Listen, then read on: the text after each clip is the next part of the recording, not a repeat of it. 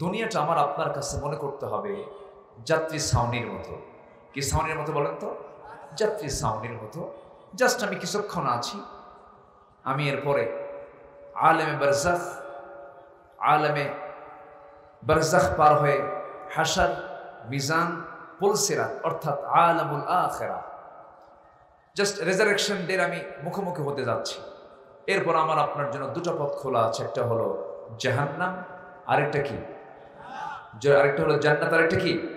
জাহান্নাম। জান্নাত এবং জাহান্নাম তৈরি করে রেখেছেন, প্রস্তুত করে রেখেছেন তিনি আমার কে বলেন তো? এই দুটো জায়গাতেই আল্লাহ কাকে ঢুকাবেন বলেন তো? বান্দা কি ঢুকাবে? বান্দাটা বানিয়েছেন কে? আবার জাহান্নামে ঢুকাবেন কে? 10 টাকা আওয়াজ কিন্তু কমে গেছে। 10 টাকা আমাদের দোষ। ধরুন এই যে দুজন শিক্ষক, আচ্ছা কোন শিক্ষক কি চায় যে তার ছাত্রটা ফেল করুক? বলেন, কেউ চায়? শিক্ষকের চাওয়া হলো প্রত্যেক ছাত্রই আমার পাশ করুক। শিক্ষাদান দেওয়া হয়, তাকে শেখানো হয়, পড়ানো হয়, দেখিয়ে দেওয়া হয়, এরপরেও সব ছাত্র কি পাশ করে? না কিছু ছাত্র ফেল করে? এই যে কিছু ছাত্র ফেল করলো, কিছু ছাত্র পাশ করলো, তাহলে এই যারা ফেল করলো তাদের ফেল করার কারণ মনে হয় শিক্ষকরা নাকি? শিক্ষকদের কি কোনো দোষ দেওয়া যাবে এখানে? শিক্ষকের চেষ্টার কমতি নেই, কিন্তু শিক্ষক কিন্তু জানেন যে আমার কোন ছাত্রটা ফেল করবে আর কোন ছাত্রটা পাশ করবে। এটা কিন্তু শিক্ষক জানেন, কারণ শিক্ষক তো ক্লাস নিয়েছেন। ঠিক তেমনি আল্লাহর ইলমে এটা আছে যে কে ফেল করবে, কে জান্নাত পাবে আর কে জান্নাত পাবে না, এটা আল্লাহ জানেন। কিন্তু পরীক্ষা তো বান্দা দেবে, পরীক্ষার হলে বান্দা অবস্থান করবে। কৃতকার্যতা আর অকৃতকার্যতা এটা সম্পূর্ণ দায়ভার হতে হবে যে পরীক্ষা দিচ্ছে। সম্মানিত ভাইয়েরা, আমরা এই দুনিয়াতে আল্লাহ তাআলা আমাদেরকে একটা লক্ষ্যে পাঠিয়েছেন। এই জন্য আল্লাহ তাআলা দরদ নিয়ে ইমানদারকে ডাক দিচ্ছেন। সূরাতুল হাশর থেকে আমি শেষ দিকের কয়েকটা আয়াত কারীম আমি তেলাওয়াত করেছি। আল্লাহ রাব্বুল আলামিন এখানে ইমানদারকে ডাক দিয়ে 4টা কাজের কথা বলেছেন। কয়টা কাজ বলেন তো? এই 4টা কাজ আমরা আজকে শিখে যাব। জোরে বলি ইনশাআল্লাহ।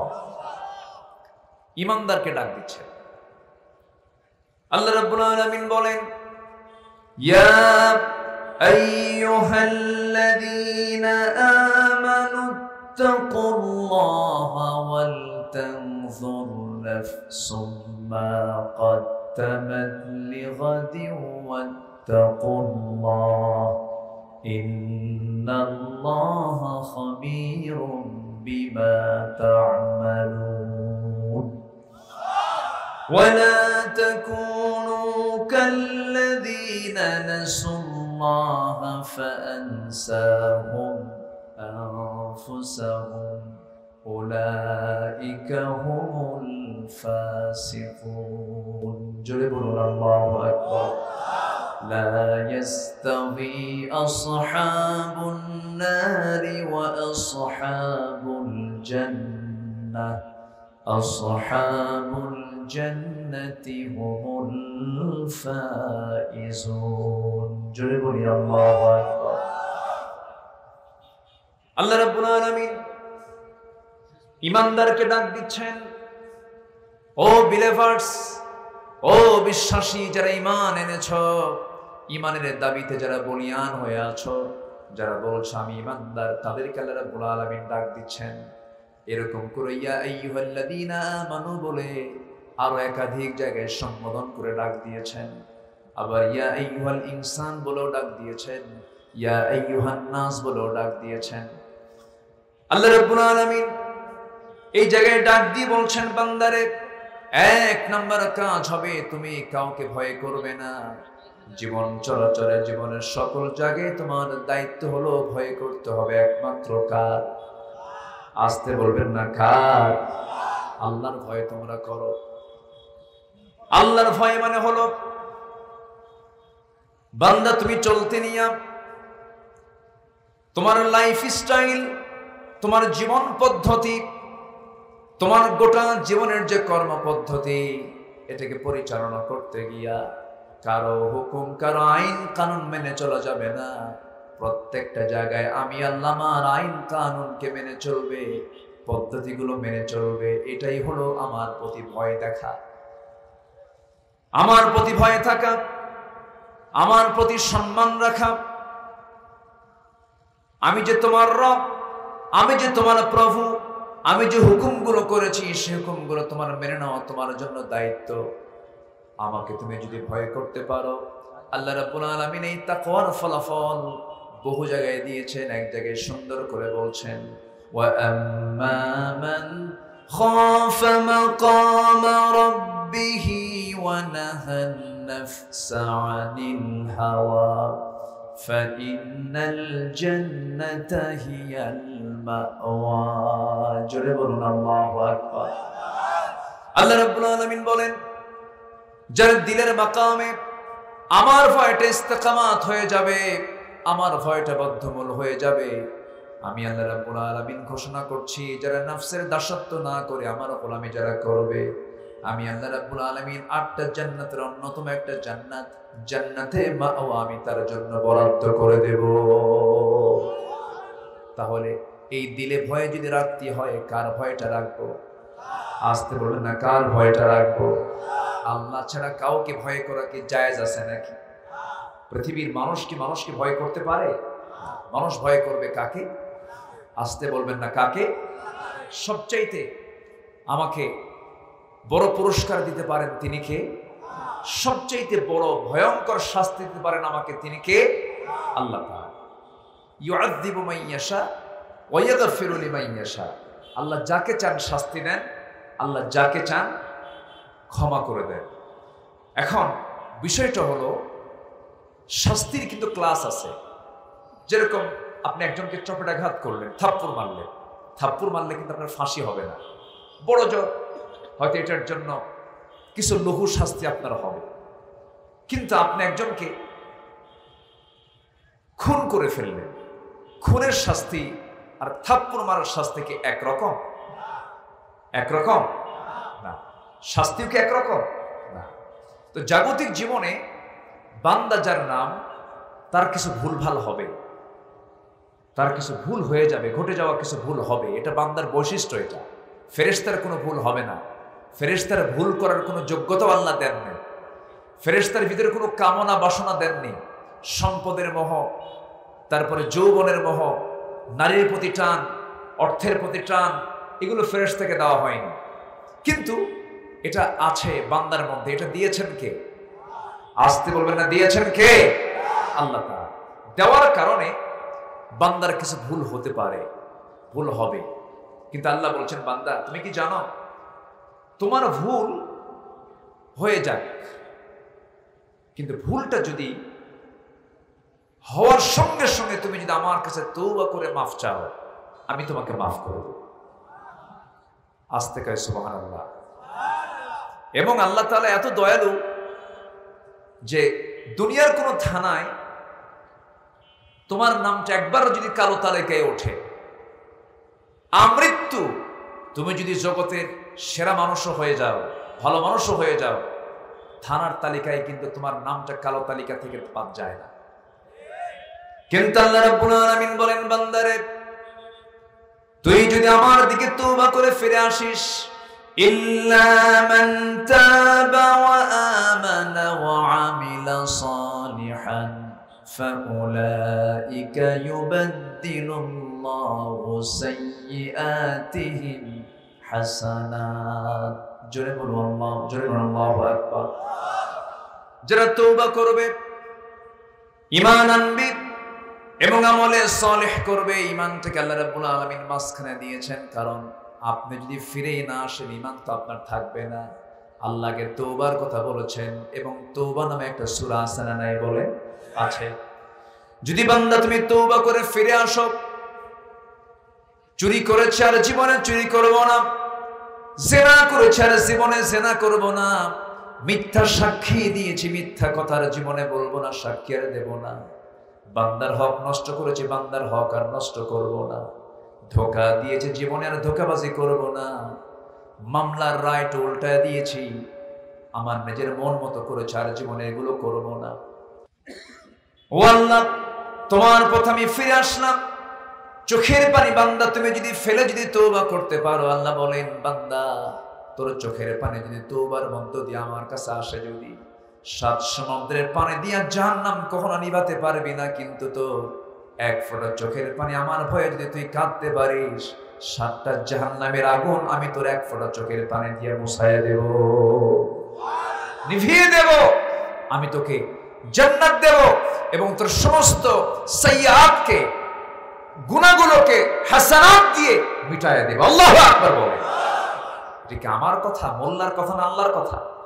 আল্লাহর কথা। শর্ত হলো ফিরে আসতে হবে। কার পথে? আসতে বলবেন না, কার পথে? ফিরে আসার পথ এখন আমাদের সামনে বন্ধ আছে না খোলা আছে? মরার পরে আসতে বলেন, মরার পরে বন্ধ, মরার পরে আর সুযোগ পাবেন না।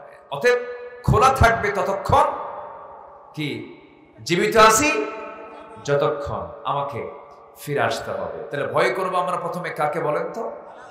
আসতে ভয় করবো কাকে? আমার জীবনের সকল কাজকর্মের 1 নম্বর রাজসাক্ষী কে? আসতে বলে, রাজসাক্ষী কে? দিনের আলোতে মানুষও দেখে, আল্লাহও দেখেন। রাতের আধারে মানুষ দেখে, কিন্তু কে দেখে? সন্দেহ লাগে নাকি আপনাদের? দিনের আলোতে আল্লাহ যা দেখেন, রাতের আধারেও তাই দেখেন। আমার জীবনের সবচাইতে বড় রাজসাক্ষী যদি আমি আল্লাহকে বানাতে পারি, আমার দ্বারা চুল পরিমাণ পাপ কাজ করার কোনো সুযোগ আমার হবে না, ঠিক কি না?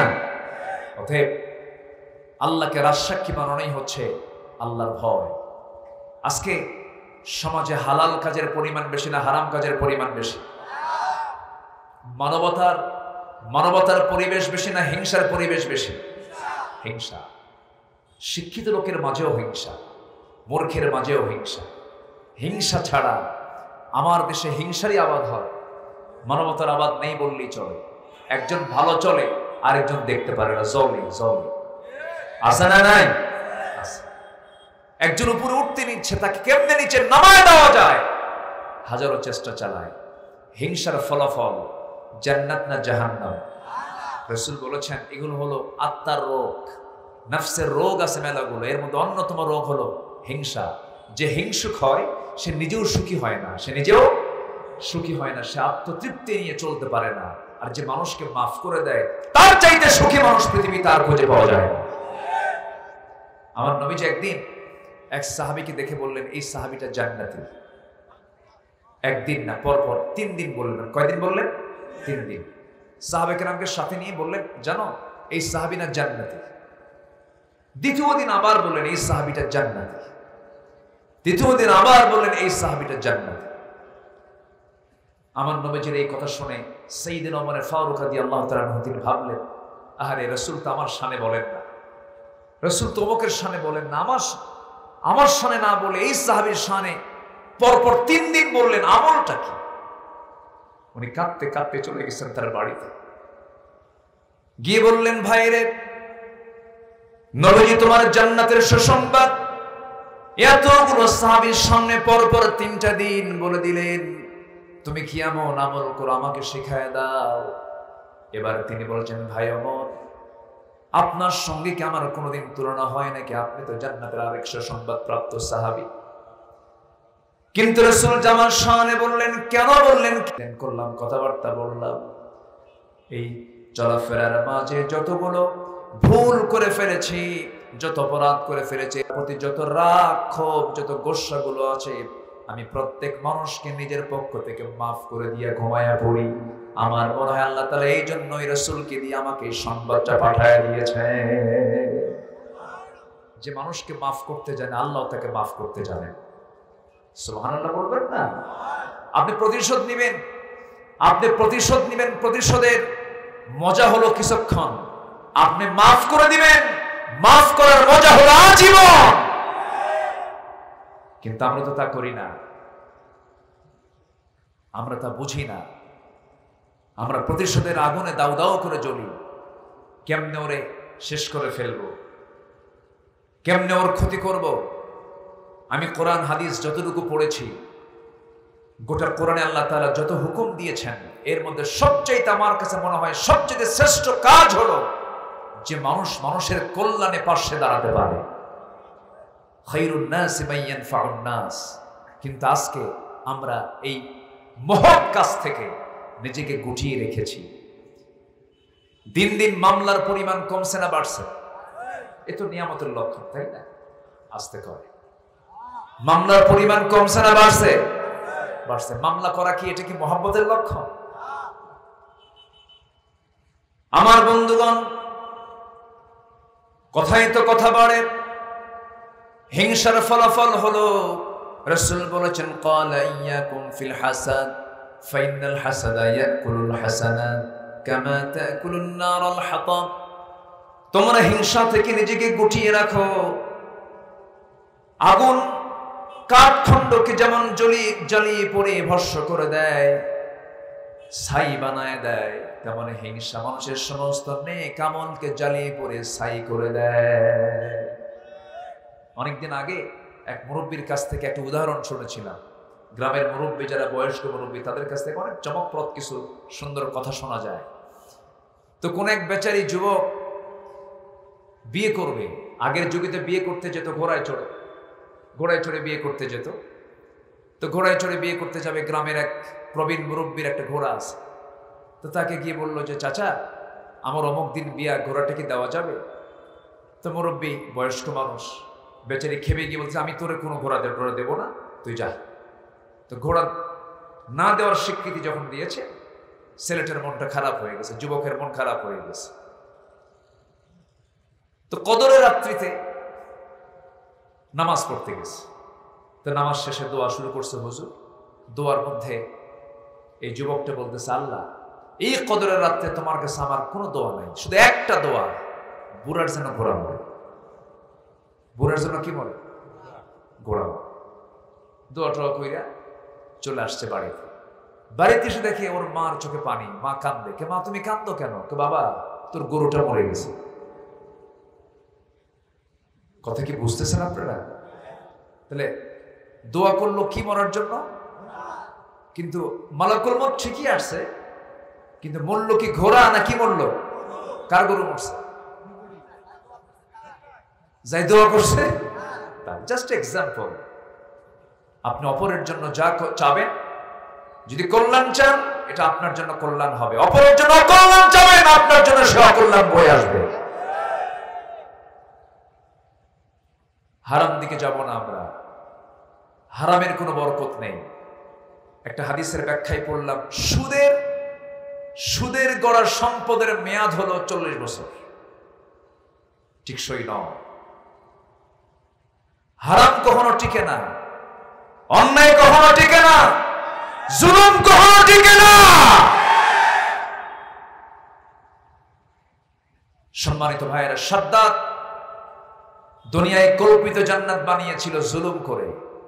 সাদ্দাত কি তার কল্পিত জান্নাতের মধ্যে পা রাখতে পেরেছিল? পারেনি। ফেরাউন চেয়েছিল মুসা আলাইহিস সালামকে তার সদল বলে দরিয়ার ভিতরে পানিতে চুবায়া মারতে। পেরেছিল? পারেনি। কারণ এগুলো জুলুম। এগুলো কি বলে? জুলুম। নমরুদ চেয়েছিল ইব্রাহিম আলাইহিস সালামের তাওহীদি এই আন্দোলনকে নিভিয়ে দেওয়ার জন্য, পারে নাই। নমরুদের জন্য বরাদ্দ ছিল হলো ন্যাংরা মশা। আস্তে কোন কেন? ফেরাউনের জন্য বরাদ্দ ছিল হলো নীল দরিয়া। আজকের সমাজেও যারা জুলুম করে, অত্যাচার করে, কোন কিছুর সফলতার মুখ দেখতে চান, শিক্ষা নিন ফেরাউনদের ইতিহাস থেকে। 1600 বছর হায়াত পাওয়ার পরেও, 1600 বছর এই বিশাল জিন্দেগি পাওয়ার পরেও আল্লাহ ফেরাউনকে ধরেছেন 1600 বছরে কয়দিন? আসতে বলবে না কয়দিন? একদিন ধরেছেন। সম্মানিত ভাইয়েরা, হারাম কোনো পথে যাব না, জুলুমের পথে যাব। তো কোনো আরাম নাই, হারামের কোনো আরাম নাই। একটা প্রবাদ আছে, যে দামে কেনা সে দামেই বেচা। এক বেচারি গোটা রাত পরিশ্রম করে ঘোড়া চুরি করছে। কি চুরি করছে?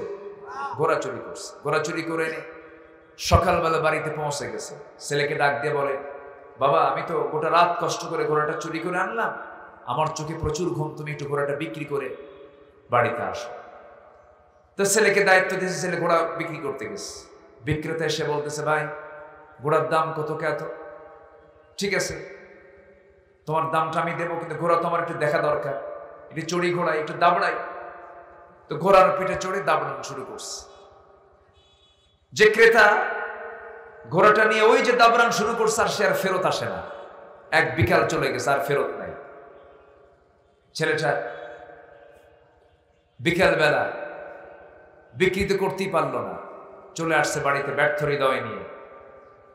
বাবা ঘুম থেকে উঠে বলতেছে, বাজান ঘোড়ার দাম কত? ঘোড়া কত দিয়ে বেচলে? কাব্বা যে দামে কেনা সেই দামেই বেচা, যে দামে কেনা সে দামেই বেচা। অন্যায় করে, অন্যায় পথে থেকে আমি আপনি টিকতে পারবো না। এটা আমার কথা নয়। কার কথা? আসতে বলবেন না। কার কথা? আল্লাহর কথা। ফেরাউন টিকতে চেয়েছিল, নাম কিন্তু তারও কোরআন শরীফে আসছে। কোরআন মজিদে তার নাম আছে না নাই? আছে।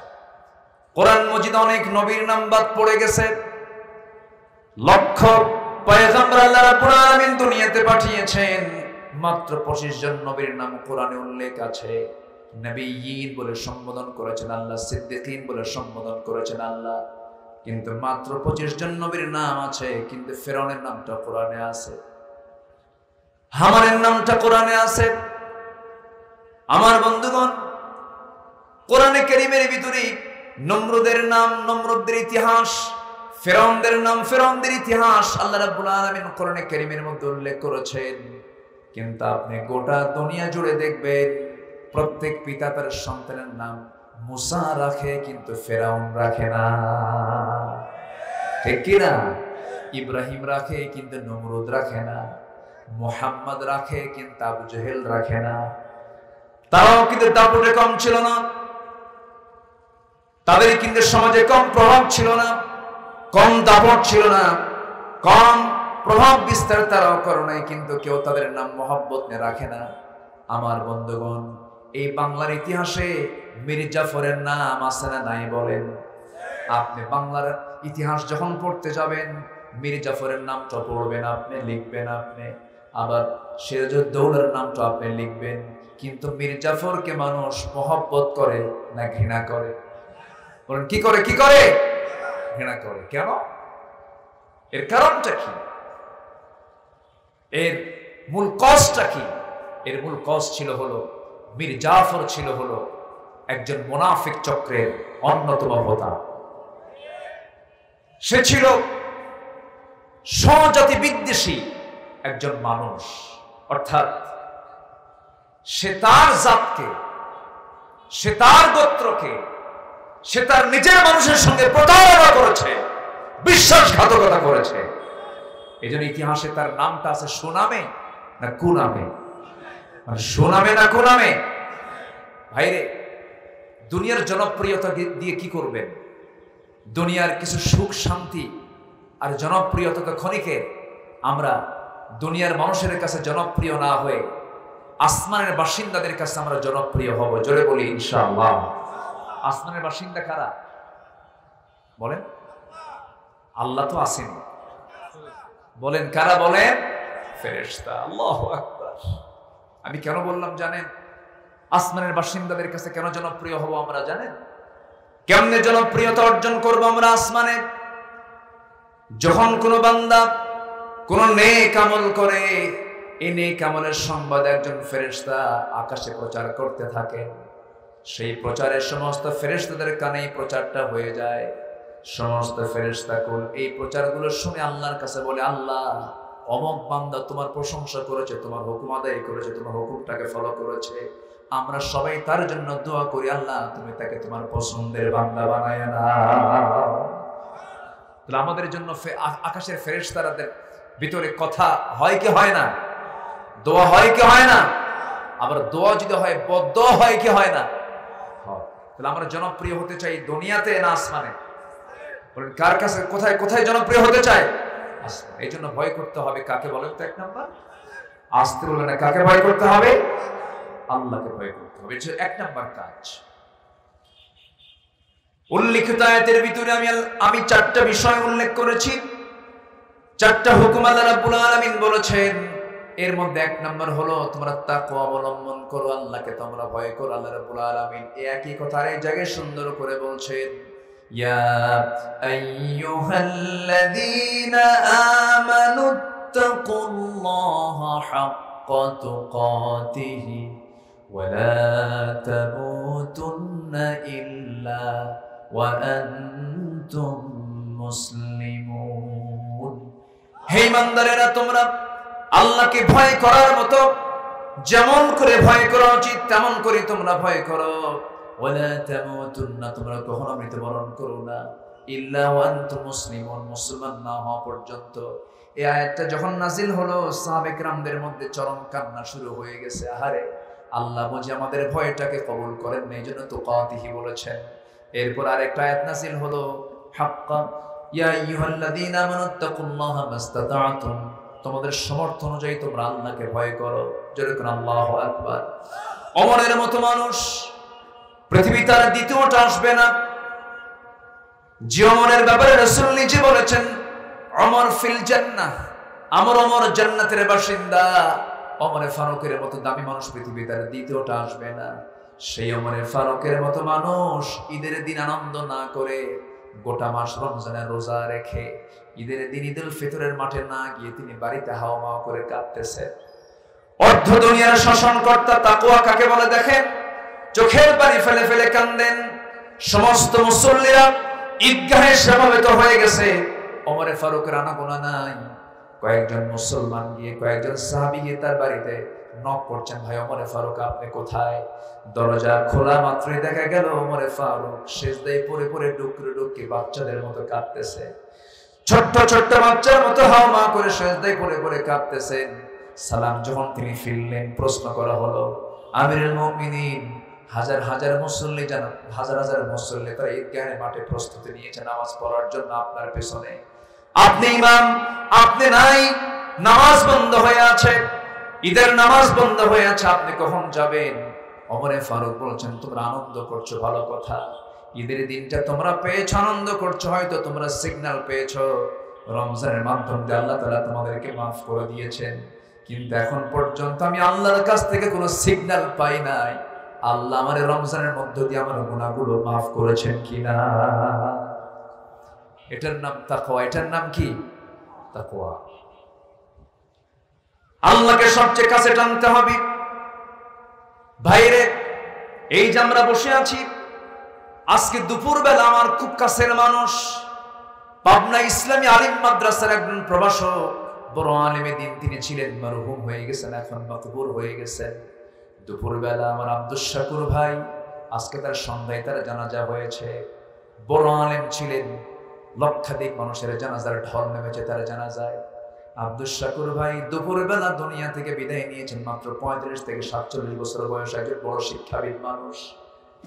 এই যে আমরা বসে আছি, আমার আবুল কালাম আজাদ ভাই, আমার সাইদুর রহমান ভাই এমপি মহোদয়, প্রিন্সিপাল মহোদয়, এই যে আমরা বসে আছি, এখান থেকে আমরা সুস্থ অবস্থায় মাহফিল শেষ করে উঠতে পারবো এমন গ্যারান্টি কি আমরা কেউ দিতে পারবো নাকি? কেউ দিতে পারবো না। মৃত্যুটা এত নিকটে, এত নিকটে, চোখ থেকে কপাল দূরে হতে পারে, কিন্তু মৃত্যু আমার থেকে আরো নিকটে। মৃত্যুটা এত কাছে, হাসতে হাসতে দুনিয়া থেকে বিদায় নেয়, খেলতে খেলতে দুনিয়া থেকে বিদায় নেয়, বক্তৃতা দিতে দিতে দুনিয়া থেকে বিদায় নেয়। এই পার্শ্ববর্তী জেলা নাটোরের সিদ্দিকুর রহমান নাটোরি ভাই ছিলেন, দুনিয়া থেকে বিদায় নিয়েছেন। রেজাউল করিম কাউসারি সিরাজগঞ্জের একজন বক্তা ছিলেন, তিনি খুতবা দিচ্ছেন, তিনি আলোচনা করছিলেন, মাহফিলে কথা বলতে বলতে মাহফিলের লাশ হয়ে দুনিয়া থেকে বিদায় নিলেন। আমার বন্ধুগণ, তামিরুল মিল্লাত কামিল মাদ্রাসার ভাইস প্রিন্সিপাল একিউম সিফাতুল্লাহ রাহিমাহুল্লাহ বড় আলেমে দ্বীন ছিলেন। বক্তৃতার মঞ্চে বক্তৃতা দিতে দিতে ওই ঘাড় মোটকে মঞ্চে দুনিয়া থেকে বিদায় নিয়ে চলে গেছেন, দুনিয়া থেকে বিদায় নিয়েছেন। এখনই মরে যাব আমি, মরে যাওয়ার সঙ্গে সঙ্গে আমার দুনিয়ার জিন্দেগিতে যারা যত আপন ছিল তারা তত পর হয়ে যাবে। আমার রাত্রেবেলা যেতে দেরি হতো, বউটা ফোন দিয়ে বলতেন আপনি কোথায় আছেন, আপনি ছাড়া ঘুম হচ্ছে না। সন্তানগুলো বলবে আব্বা কত রাত হবে, তুমি কখন আসবে। সন্তানগুলো বারবার অস্থির হয়ে যেত। কিন্তু আমি এখন এই লাশ হয়ে দুনিয়া থেকে বিদায় নিয়ে নেব। যে শখের বাড়ি ছিল আমার, যে শীতাতপ নিয়ন্ত্রিত ঘরটা ছিল আমার, মারা যাওয়ার সঙ্গে সঙ্গে ওই ঘরে ঢোকার মতো ক্ষমতা আমার আর থাকবে না। ওই ঘরের বাসিন্দারা আমাকে ঘরে তুলবে না, বারান্দায় জায়গা হবে না। ঘরের একটা কোনায়, বাড়ির একটা কোনায় চাদর একটা সুন্দর করে পর্দা দিয়া, চকিতে শোয়া দিয়া গোসল করায় দেবে। সেলাইওয়ালা সুন্দর ডিজাইনার কাপড় চোপড় যদি গায়ে থাকে কেচে দিয়ে কেটে কেটে ফেলবে, গোসল করায়া দেবে। গোসল করায়া দিয়া চট করে বাজারে চলে যাবে, তাহিরপুরের বাজারে গিয়া কাফনের কাপড়টা কিনে আনবে।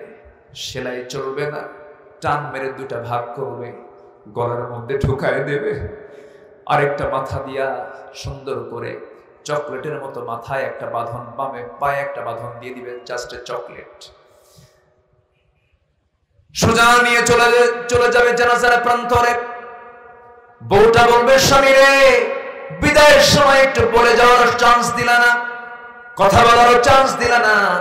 সন্তানগুলো হাওমাও করে কাঁদবে, গলা ভেঙে যাবে, টেনে হেঁচে কবরের দিকে নিয়ে চলে যাবে। মরা মুখ সব দেখে দেখে চলে যাবে।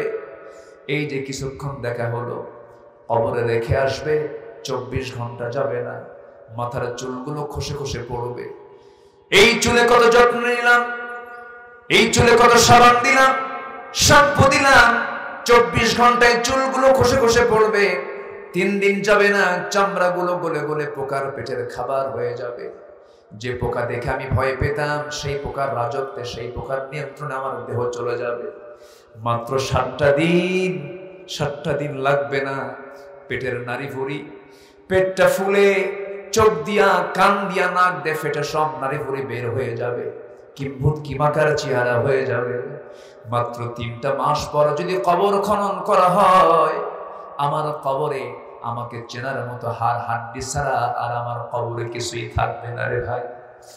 আল্লাহ এই জন্য বলছেন বান্দারে, আমাকে তুই ভয় কর, আমার তুই জিকির কর। দিন শেষে বন্ধু তোর কেউ না, দিন শেষে বন্ধু আপনজন বলতে তোর কেউ নাই। আপনজন বলতে যদি কেউ থাকে, তিনি আমার কে? একটু জোরে বলেন, তিনি আমার কে? সে আল্লাহ তাআলা আমার প্রকৃত বন্ধু।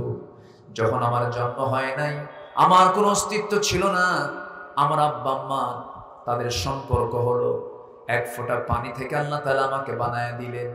আল্লাহ বলছেন তুই কেমন করে অহংকার করিস। আল্লাহ রাব্বুল আলামিন বান্দাকে প্রশ্ন করছেন সূরা দাহারের ভিতরে, হাল আতা আলাল ইনসানি হিনুম মিনাদ দাহরি লাম ইয়াকুন শাইআন মাযকুরা। ও বান্দা, তোমার জীবনে কি এমন একটা সময় আসে না যে সময় তোমার কোনো অস্তিত্ব ছিল না, তোমার কোনো পরিচয় ছিল না? আমি তোমাকে পরিচয় দিয়েছি। তোমার মার পেটের ভিতরে আমি আল্লাহ জমাট রক্ত করে, ঝুলন্ত করে, মুদগা করে, আজমা করে, চামড়ার প্যাকেট দিয়া 3 মাস পূর্ণ করার পরে তার মধ্যে রূহটা সঞ্চার করে দিয়েছি। 4 মাস চলে গেছে, 5 মাস চলে গেছে, এরপর আমি তোমার জন্য তকদির নির্ধারণ করে দিয়েছি, রিজিক নির্ধারণ করে দিয়েছি, হায়াত মওতের সব কিছু নির্ধারণ করে দিয়েছি। এরপরে তোমাকে আমি আল্লাহ তাআলা নিজে, তোমার মার পেটের ভিতরে দুনিয়ার কোনো খাবার চলবে না, আমি খাবারের ম্যানেজমেন্ট করে দিয়েছি। দুনিয়ার কোনো খাবার খেতে গেলে অসম্ভব ব্যাপার, তুমি মরে যেতে। মার তার সাথে তোমার তার সংযোগ ঘটায় দিয়েছি, মার নারীর সঙ্গে তোমার নারীর সংযোগ ঘটায় দিয়ে মাসিক অসুখ বন্ধ করে দিয়া আমি তোমাকে স্থায়ী খাবারের বন্দোবস্ত করে দিয়েছি। আবার যখন তুমি দুনিয়াতে আসবে, তুমি আসার 6 মাস আগে তোমার মার পেটের মধ্যে নয়, তুমি দুনিয়াতে আসবে তোমার মার আউটসাইডে স্তনে 2 স্তন আমি আল্লাহ রাব্বুল আলামিন দুধ রিজার্ভ করে রেখে দিয়েছি। জোরে কান সুবহানাল্লাহ। সব ম্যানেজমেন্ট কার? আসতে বলবেন না কার? এইজন্য আল্লাহ রাব্বুল আলামিন আরেক জায়গায় প্রশ্ন করছেন, কাইফা তাকফুরুনা বিল লিল্লাহি ওয়া কুনতুম আমওয়াতান ফাআহইয়াকুম সুম্মা ইউমীতুকুম সুম্মা ইউহয়ীকুম সুম্মা ইলাইহি তুরজাউন। বান্দা, তুমি আমাকে কেমন করে অস্বীকার করো? তুমি তো মৃত্যু ছিলে, আমি তোমাকে জিন্দা করেছি, আবার তোমাকে মৃত্যু দেব, আবার তোমাকে জিন্দা করব। আমার বন্ধুগণ, আমাকে আপনাকে আবার ফিরে যেতে হবে কার সামনে? আসতে বলবেন না, কার সামনে? আমরা আল্লাহর সামনে হাজির হতে চাই বেইজ্জত নিয়া না ইজ্জত নিয়া? বলেন, বেইজ্জত নিয়া না ইজ্জত নিয়া? বাম হাতে আমলনামা নিয়ে না ডান হাতে আমলনামা নিয়া? ডান হাতে আমলনামা নিয়া। আমার বন্ধুগণ, ডান হাতের আমলনামা কিন্তু গাঁজা খাওয়া নয়, ডান হাতের আমলনামা কিন্তু নেশা করা নয়, ডান হাতের আমলনামা কিন্তু বনের সম্পত্তি মেরে খাওয়া নয়, ডান হাতের আমলনামা কিন্তু মানুষের হক নষ্ট করা নয়, ডান হাতের আমলনামা কিন্তু মানুষকে ঠকানো নয়, ডান হাতের আমলনামা কিন্তু সুদের কারবার নয়। ডান হাতের আমলনামা হলো 1 নাম্বার হলো 5 ওয়াক্ত নামাজ পড়া, কার হক আদায় করা? আসতে বলুন না, কার হক আদায় করা? আল্লাহ রাব্বুল আলামিন রাষ্ট্রীয় ক্ষমতা যারা পাবে, যাদের কণ্ঠবট আইন পাস হবে, আল্লাহ রাব্বুল আলামিন তাদের জন্য স্পেশাল আয়াত একটা দিয়েছেন।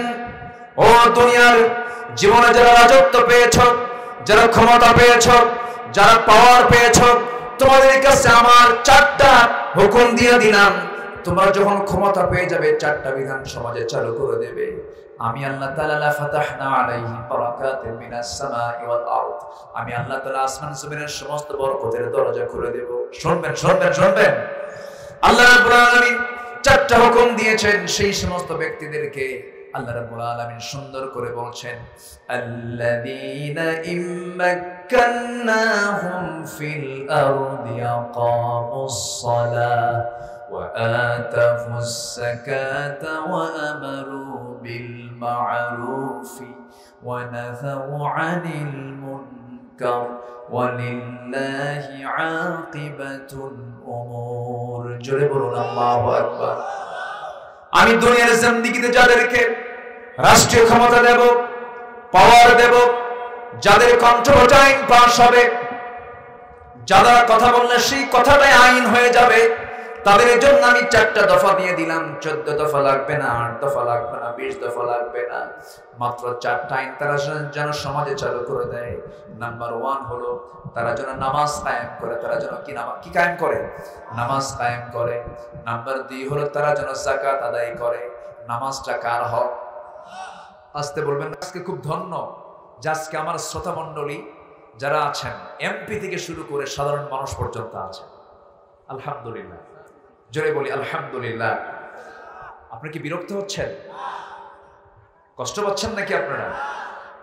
আলোচনা চালাই, জোরে বলি ইনশাআল্লাহ। এবং আমি আরো আনন্দিত, বাগমারা উপজেলায় মাহফিল শুরু হলো রাত 1টার দিকে, কিন্তু আজকে এটা একটা আমার কাছে খুব ব্যতিক্রম মনে হলো। আলহামদুলিল্লাহ, বাগমারার ম্যাক্সিমাম মাহফিলও শেষ হয় একদম শেষ রাত্রে, প্রধান বক্তাকে উঠাই হলো শেষে। কিন্তু আজকের মাহফিলটা একটা আদর্শ মাহফিল, যে সুসময়ে শুরু হচ্ছে, সুসময়ে শেষ হবে। জোরে বলি ইনশাআল্লাহ। এখান থেকে যেন আমরা একটা শিক্ষাও নিতে পারি। ঠিক আছে না? জি, আলহামদুলিল্লাহ। তাহলে আল্লাহ তাআলা বলছেন, আমি যাদেরকে ক্ষমতা দেব তারা 4টা আইন সমাজে চালু করবে। একটা হচ্ছে আল্লাহর হক, কয় ওয়াক্ত নামাজ? আসতে বলবেন না, কয় ওয়াক্ত নামাজ? সবাইকে নামাজ পড়ি? আসতে, সবাইকে নামাজ পড়ি কি?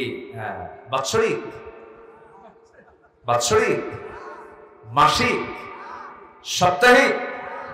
তাহলে ইয়ারলিও নয়, মান্থলিও নয়, উইকলিও নয়। আল্লাহ দেখতে চান ডেইলি, দৈনিক 5 ওয়াক্ত নামাজ। আসল মুসল্লি কি ইয়ারলি না ডেইলি? বলেন, বাৎসরিক, বাৎসরিক না দৈনন্দিন? আমরা দৈনন্দিন নামাজ পড়বো। কয় ওয়াক্ত? আসতে বলবেন না, কয় ওয়াক্ত? যদি কারো ফজর দিয়ে দিন শুরু হয়, আল্লাহর কসম করে বলি, ফজর দিয়ে যার দিন শুরু হবে, সেই দিনের সকল কল্যাণ বরকত আল্লাহ তার মধ্যে ঢুকায় দেবে। ফজরের আগ দিয়ে প্রত্যেক বান্দার কাছে শয়তান ওয়াসওয়াসা দেওয়ার জন্য আসে। সহিহ হাদিস, কিন্তু আমি বানিয়ে বলছি না। ফজরের আগ দিয়ে শয়তান চলে আসে, এসে সে একটা ওয়াজ করে। রাসূল বলছেন আলাইকা লাইলুন তাওয়িল, শয়তান বলে আলাইকা লাইলুন তাওয়িল, তোমার জন্য রাতটা অনেক লম্বা, তোমার জন্য রাতটা অনেক লম্বা। এরকম করে করে ওয়াজ করে। আমার রাসূল বললেন সেই সময় বান্দা তুমি যদি শয়তানের ওই ওয়াসওয়াসা থেকে বাঁচতে চাও, শয়তান সেই সময় আরো 3টা গিট লেগে দেয়, 3টা গিট মেরে দেয়, 3টা বাঁধন দিয়ে দেয়।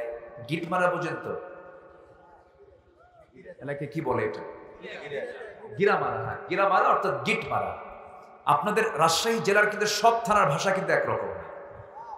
লালপুরের ওইদিকে যে চারঘাট, আর কি আছে যেন ওইদিকে বাঘা, চারঘাট, ওই দিকের মানুষ কিন্তু এক ভাষায় কথা বলে। বাগমারা আরেক ভাষায় কথা বলে। পুঠিয়া একটু আলাদা ভাষায় কথা বলে। রাজশাহী কোথায় যাচ্ছ গো, এটা আলাদা টান মারে। আবার ওইদিকে আপনি চাপায়ের দিকে যাবেন, ওইদিকে তো আবার তালিবুর শোনায়। ওরা সালাম দিতে নিয়ে উল্টা পাল্টা, আসসালামু আলাইকুম, আগে শালায়ের পরে দুলাভাই, তাই না? হ্যাঁ হ্যাঁ, চাপাই না? আচ্ছা আচ্ছা, একটু টান কম বেশি হয়ে যায়। মানে চাপাই আপনি তালিবুর শ পাবেন না, রংপুরে র পাবেন না, বাড়ি কোথায়? অংপুর। সিরাজগঞ্জে দুন্ত স পাবেন না, বাড়ি কোথায়? হিরাজগঞ্জ, দুন্ত স নাই। আবার ওইদিকে নোয়াখালীতে যাবেন, প পাবেন না, প শব্দই না, প শব্দ আউট। পানিকে ওরা হানি বলে। আল্লাহ পাক হয় না, আল্লাহ ফাক, মানে পাক শব্দটা ওরা বলতে পারে না, এটা ওদের আঞ্চলিকতার কারণে তাদের হয় না। চিড়গান তো কোনো কথাই নাই। ওরা যখন গল্প করে মনে হয় গন্ডগোল লাগছে। ওদের ভাষা মালাকুল মউতেরও বোঝা কঠিন। এত জাস্ট কথার কথা বলছে, এটা রূপক অর্থে বলছে, আবার এটাকে আপনার দলিল হিসেবে নেবেন। তো এই ভাষাগুলো কে দিয়েছেন বলেন তো? মূলত আসতে বলেন, ভাষাগুলো মূলত কে দিয়েছেন? আল্লাহ দিয়েছেন। কিন্তু বড় আশ্চর্যের বিষয়, শুধু বাংলাদেশ নয়, গোটা পৃথিবীতে আঞ্চলিকতা বাদে গোটা পৃথিবীতে আছে প্রায় ৪৫০০ ভাষা। সুবহানাল্লাহ বলবেন না? তাহলে ৭৫০ কোটি মানুষের দুনিয়ায় ৪৫০০ ভাষা আছে। এই ৪৫০০ ভাষার মানুষ সব হজ করতে গেলে কোন জায়গায় যায়? কোথায় যায়? মক্কায় যায়, কাবায় যায়। কাবায় কি করতে হয়? তোয়াফ করতে হবে। তোয়াফ ছাড়া কি হজ হবে? সাই ছাড়া হজ হবে? হবে না।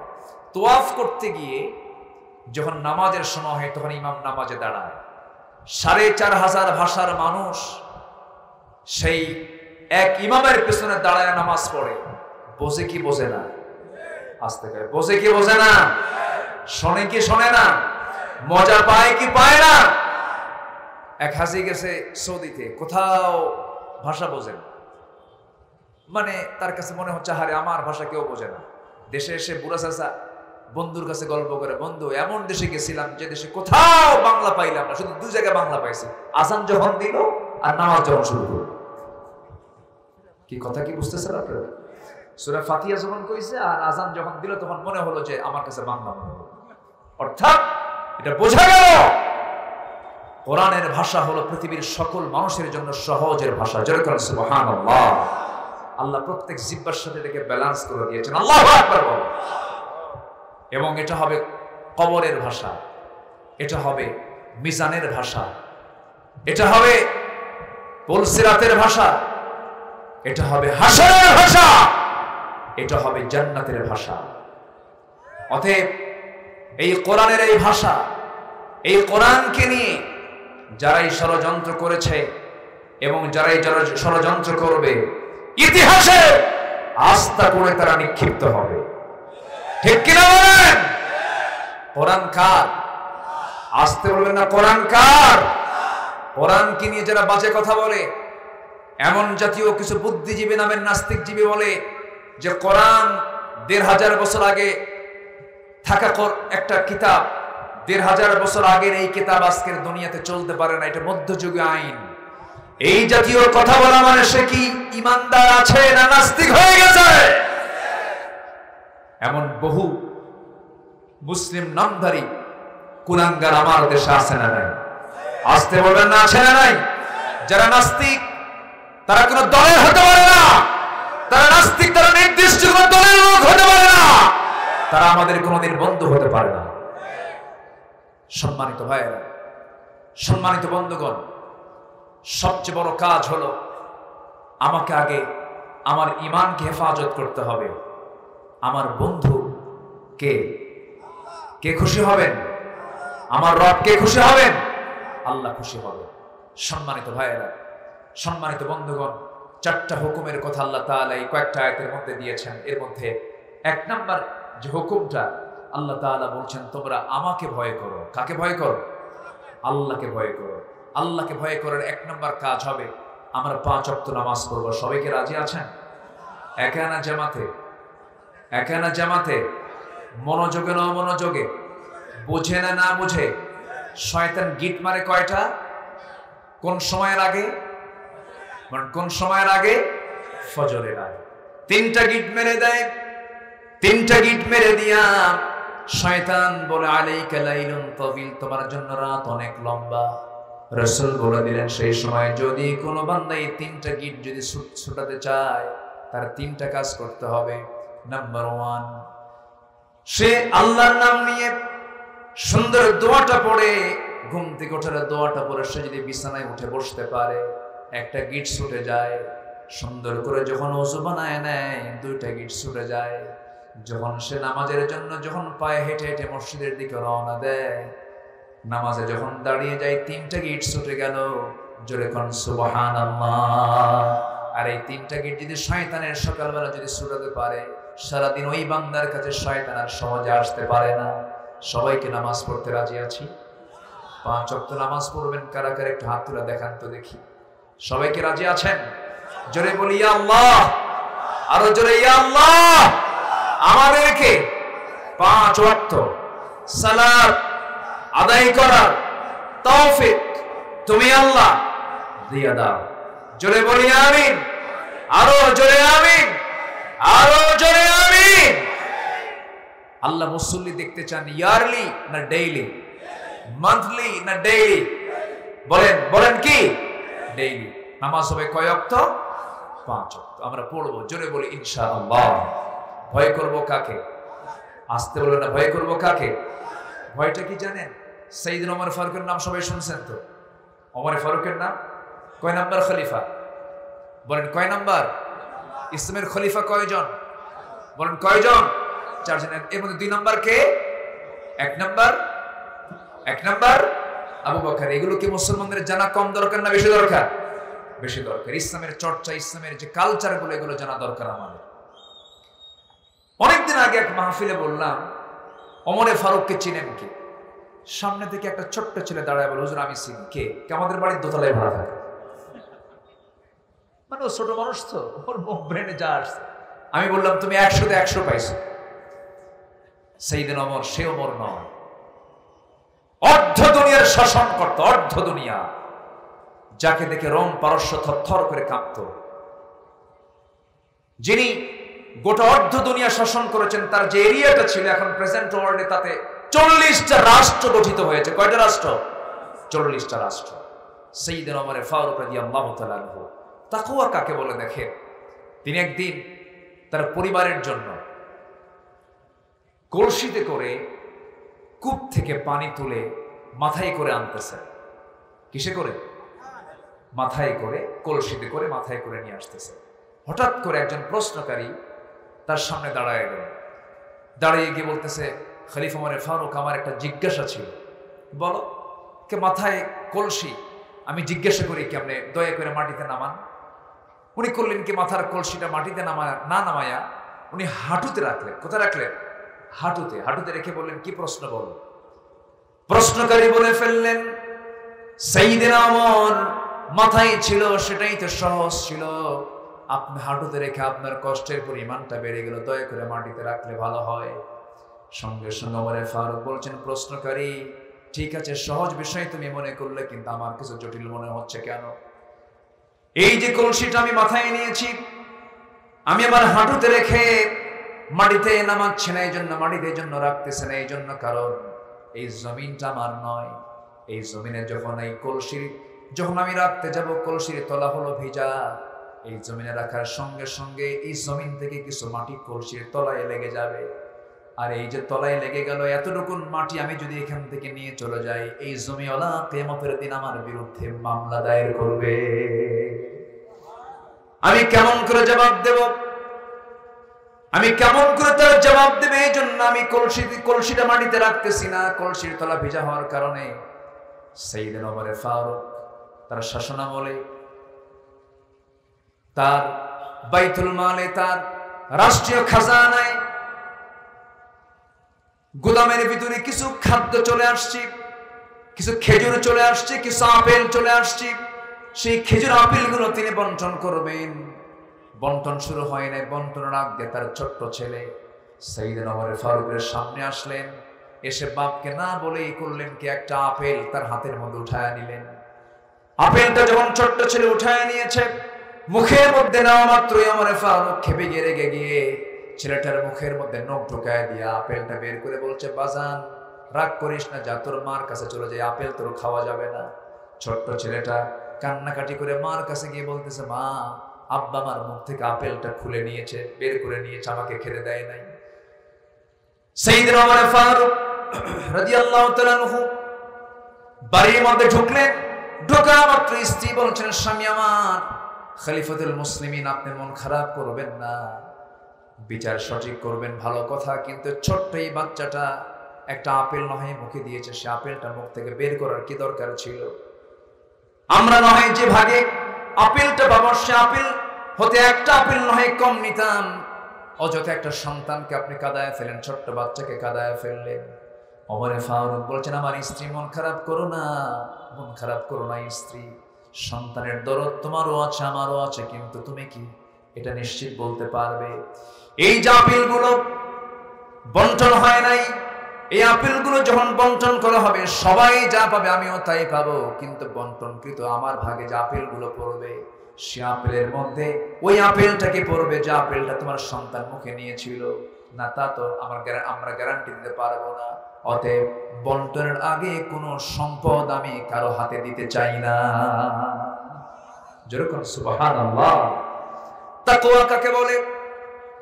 সাইয়েদনা ওমর ফারুক রাদিয়াল্লাহু তাআলা আনহু রাষ্ট্রের কিছু মধু পেয়েছেন, এক বোতল মধু নিয়ে তিনি বাড়িতে আসলেন। আসার পরে বউকে বলছেন, বউ আমার শোনো, এই যে মধুটা দিলাম তোমার হাতে, আমার প্রতিবেশী মোট 5 জন আছে, 5 জন প্রতিবেশী সহ আমি সহ 6 জন, এই 6টা ভাগ তোমাকে সুন্দর করে করতে হবে। প্রথমে প্রতিবেশীর হাতে হাতে মধু দিয়ে সে আমার হাতে আমাদের অংশটুকু তুমি নিয়ে নিবা। এই মধুর বোতল হস্তান্তর করার সঙ্গে সঙ্গে ওমর ফারুক বলছেন, স্ত্রী মন খারাপ করো না, মধু তোমাকে ভাগ করতে দেব না। আস্তে করে মধুর বোতল নিয়ে নিলেন। বলেন তো, বউয়ের হাতে মধু ভাগ করার দেওয়ার দায়িত্ব দেওয়ার পর সেই মধুর বোতল যদি হাতে আবার ফেরত না হয়, খুশি হওয়ার কথা না রাগ হওয়ার কথা? শুধু রাগ না, ভালোই রাগ। আস্তে কয়, হ্যাঁ কিছু লাগবে তো নাকি? স্বামী স্ত্রীর মধ্যে লাগে না? না, মনে হচ্ছে আপনারা সবাই ফেরেশতা হয়ে গেছে। স্বামী স্ত্রীর মধ্যে কি দ্বন্দ্ব হয়? আজ থেকে দ্বন্দ্ব হয়। যদি দ্বন্দ্ব নাই লাগে, মহব্বত জমবে কেমন? কিছু দ্বন্দ্ব তো লাগতেই হয়। কেসার লাগলে মহব্বত কমে না বাড়ে? কিন্তু মাত্রাতিরিক্ত হওয়া যাবে না। আবার মাত্রাতিরিক্ত হলে আবার এমপি সাহেবদের লাগে, চেয়ারম্যান সাহেবদের লাগে। কিন্তু পরিবারের ঝগড়া বিবাদ মেটানো দরকার কি বাইরের লোক দিয়ে না নিজেরাই? আসলে বাইরের লোক দিয়ে নিজেরাই। আপনার স্ত্রীর বিচার আপনার চেয়ারম্যান করবে কেন? আপনাদের ভুল সংশোধন করার জন্য অন্যকে রাখতে হবে কেন? এর মূল কারণ হলো নিজেদের মধ্যে সেই দ্বীনের জ্ঞানটুকু নাই, বুঝটুকু নাই। সম্মানিত ভাইয়েরা, গন্ডগোল করতে করতে এক পর্যায়ে তালাক পর্যন্ত দিয়ে দেয়। তালাক দিয়া রাগের মাথায় তালাক দিয়ে আমাদের কাছে এসে বলে, হুজুর কাম তো সারছে। কি করছো? হুজুর মালয়েশিয়া ছিলাম, মালয়েশিয়া থেকে ভিডিও করে তালাক মারছে 100টা। আছে কোথায়? মালয়েশিয়া। বউ আছে কোথায়? বাংলাদেশ। কত হাজার মাইল দূরে ভিডিও কলে ফোন দিতে দিতে রাগ উঠছে। তালাক দিয়ে বলে, হুজুর কাম সারছে। হুজুর আমার মেয়ে বাচ্চা আছে, ছেলে বাচ্চা আছে। হুজুর রাগের মাথায় তালাক দিছে। হুজুর একটা ফতুয়া জিজ্ঞাসা, কি রাগের মাথায় তালাক দিলে কি তালাক হয়? দেখছেন কি ফতুয়াটা জিজ্ঞাসা করুন। আচ্ছা, কেউ কি মোহাব্বত করে তালাক দেয়? কেউ কি কার বউকে ডাক দিয়ে বলে ময়না রাগ করো না, আমি না তোমার তালাক দিই? এরকম করে কি মোহাব্বত করে তালাক দেয়? তালাকের সম্পর্ক কি মোহাব্বতের সাথে না ঘৃণার সাথে? তালাকের সম্পর্ক মোহাব্বতের সাথে না রাগের সাথে? রাগের সাথে। অসংখ্য পরিবার আছে তালাক দিয়া আবার সেই বউ কিনে সংসার করে, মানে জিনার সংসার বানায় ফেলেছে তারা। ঠিক কিনা? ভুল বলছি আমি ভুল বলছি? এই রাগারাগি আল্লাহ পছন্দ করেন না। কিছু খুনসুটি হয়, কিছু অভিমান হয়, কিছু রাগ হয়, কিন্তু বউকে পিটানো তো সুন্নতে মুআক্কাদা। সবাই মুসকে মুসকে হাসে। এখানে বউ পেটার স্বামী নাই তো নাকি? এত আছে? হ্যাঁ, এখানে বউ পেটার স্বামী আছে নাকি? নাই। মান সম্মান আছে না? মনে করবো নাই। যদি থাকেও যৎকিঞ্চিত থাকলে আজকের থেকে সংশোধন হয়ে যাবে। আমার নবীজি কোন স্ত্রীকে মেরেছেন এমন কোন হাদিস, একটা দুর্বল হাদিসে কেউ দেখাতে পারবে না, কেউ দেখাতে পারবে না। আমার নবীজি 4 স্ত্রীর সামনে একদিন বসা। কয় স্ত্রীর সামনে? 4 স্ত্রী। আচ্ছা, এক স্ত্রী পালা সহজ না 4 স্ত্রী পালা সহজ? হ্যাঁ, একটা। 4 স্ত্রী পালা কি কঠিন না? আসতে কয় কঠিন না সহজ? কঠিন। 4 স্ত্রীর সামনে রাসূল বসা। হঠাৎ করে একজন বলতেছে, হুজুর আপনি কাকে সবচেয়ে বেশি ভালোবাসেন? আমার রাসূল বললেন, কেন কেন আমাদের মধ্যে গন্ডগোল লাগছে? 4 জনই বলে আমাকে, কিন্তু আপনার মুখ থেকে আমরা শুনতে চাই। বলেন তো, প্রশ্ন কি সহজ না জটিল? শুধু জটিল না অতি জটিল? অতি জটিল। আমার রাসূল বললেন, শোনো, তোমরা আমাকে যে প্রশ্ন করছো এটার জবাব আমি আগামীকালকে সকালবেলা দিয়ে দেবো। যাও, 4 জনকে ঘরে পাঠায় বলে।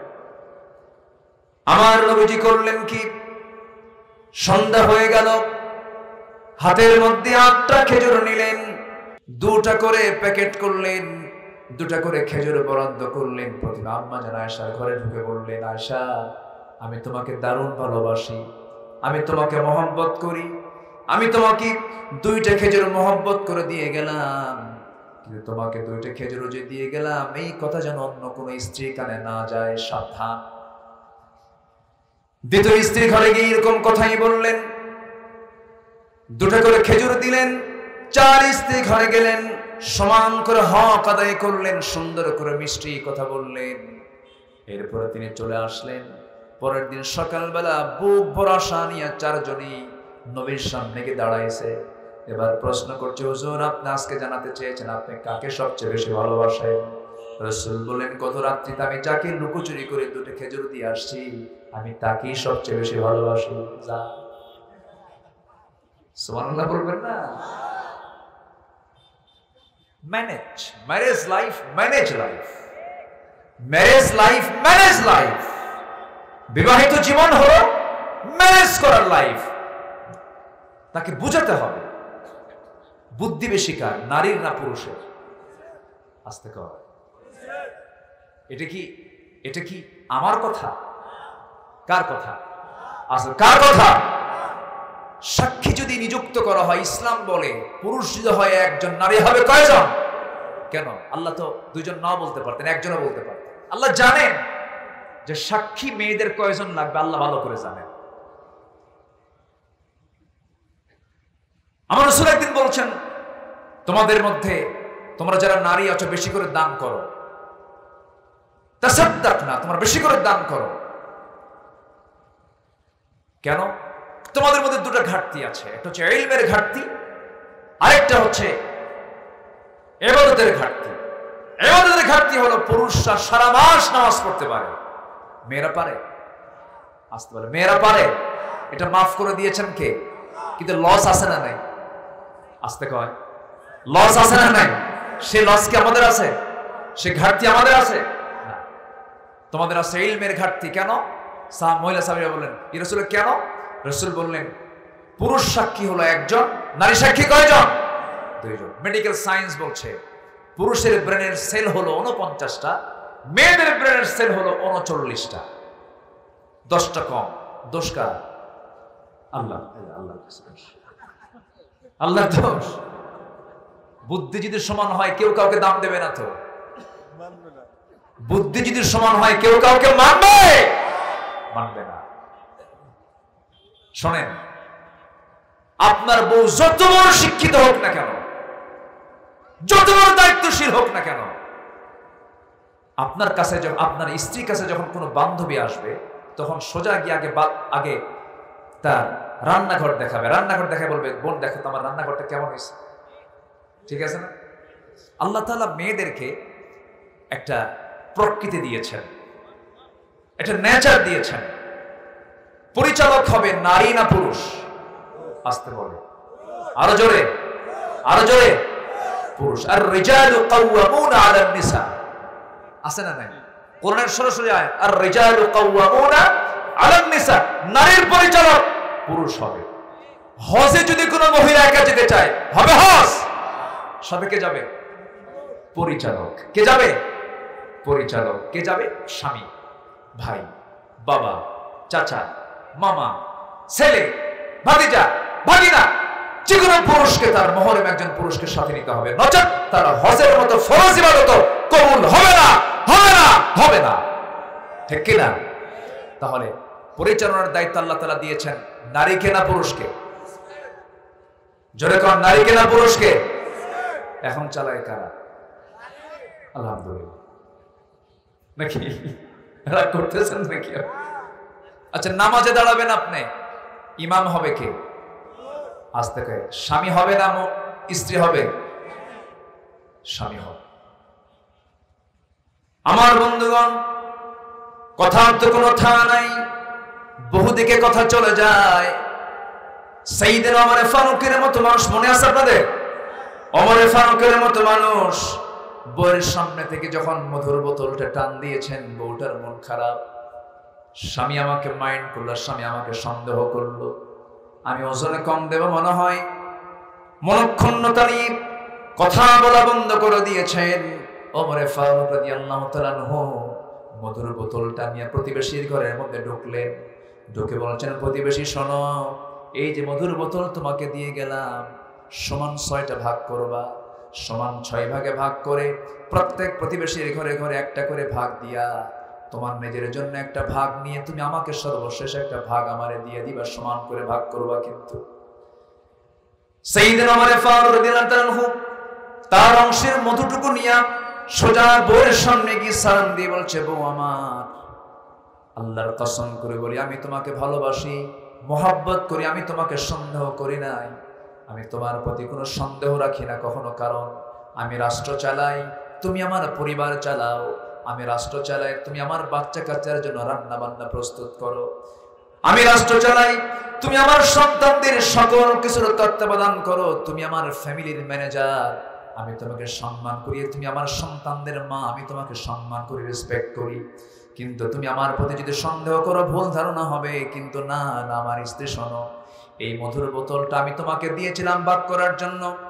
পরক্ষণেই মনে হলো এই মধুর বোতলটা আমি তোমাকে যদি ভাগ করতে দেই, তুমি সমান ভাগে ভাগ করবে। কিন্তু মধু তো তরল জিনিস, এই তরল জিনিস যখন তুমি ভাগ করতে যাবে, সমান ভাগে ভাগ করলেও মধু ভাগ করতে নিয়ে 2 ফোঁটা হোক 3 ফোঁটা হোক মধু তোমার নখের সঙ্গে লেগে যাবে। এই 2-3 ফোঁটা মধু তোমার আমাদের অংশে বেশি আসুক, আমাদের হাতে লেগে থাকুক, এটা আমি চাই নাই মনে করে মধু ভাগের দায়িত্ব নিজেরা না নিয়ে অন্যকে দিয়ে দিয়েছি। জোরে করে সুবহানাল্লাহ। এটার নাম তাকওয়া। এটার নাম কি? আসতে বলবেন, এটার নাম কি? তাকওয়া। সাইয়েদনা আলী রাদিয়াল্লাহু তাআলা আনহু, সাইয়েদনা আলী রাদিয়াল্লাহু তাআলা আনহু শীতের ভিতরে, প্রচন্ড শীত, আরব গালফের ভিতরে মাসে বছরে 1 মাস 2 মাস প্রচন্ড শীত থাকে। প্রচন্ড শীতের মধ্যে রাষ্ট্রের কিছু কম্বল তার কাছে জমা হলো, শত শত নয়, হাজার হাজার কম্বল।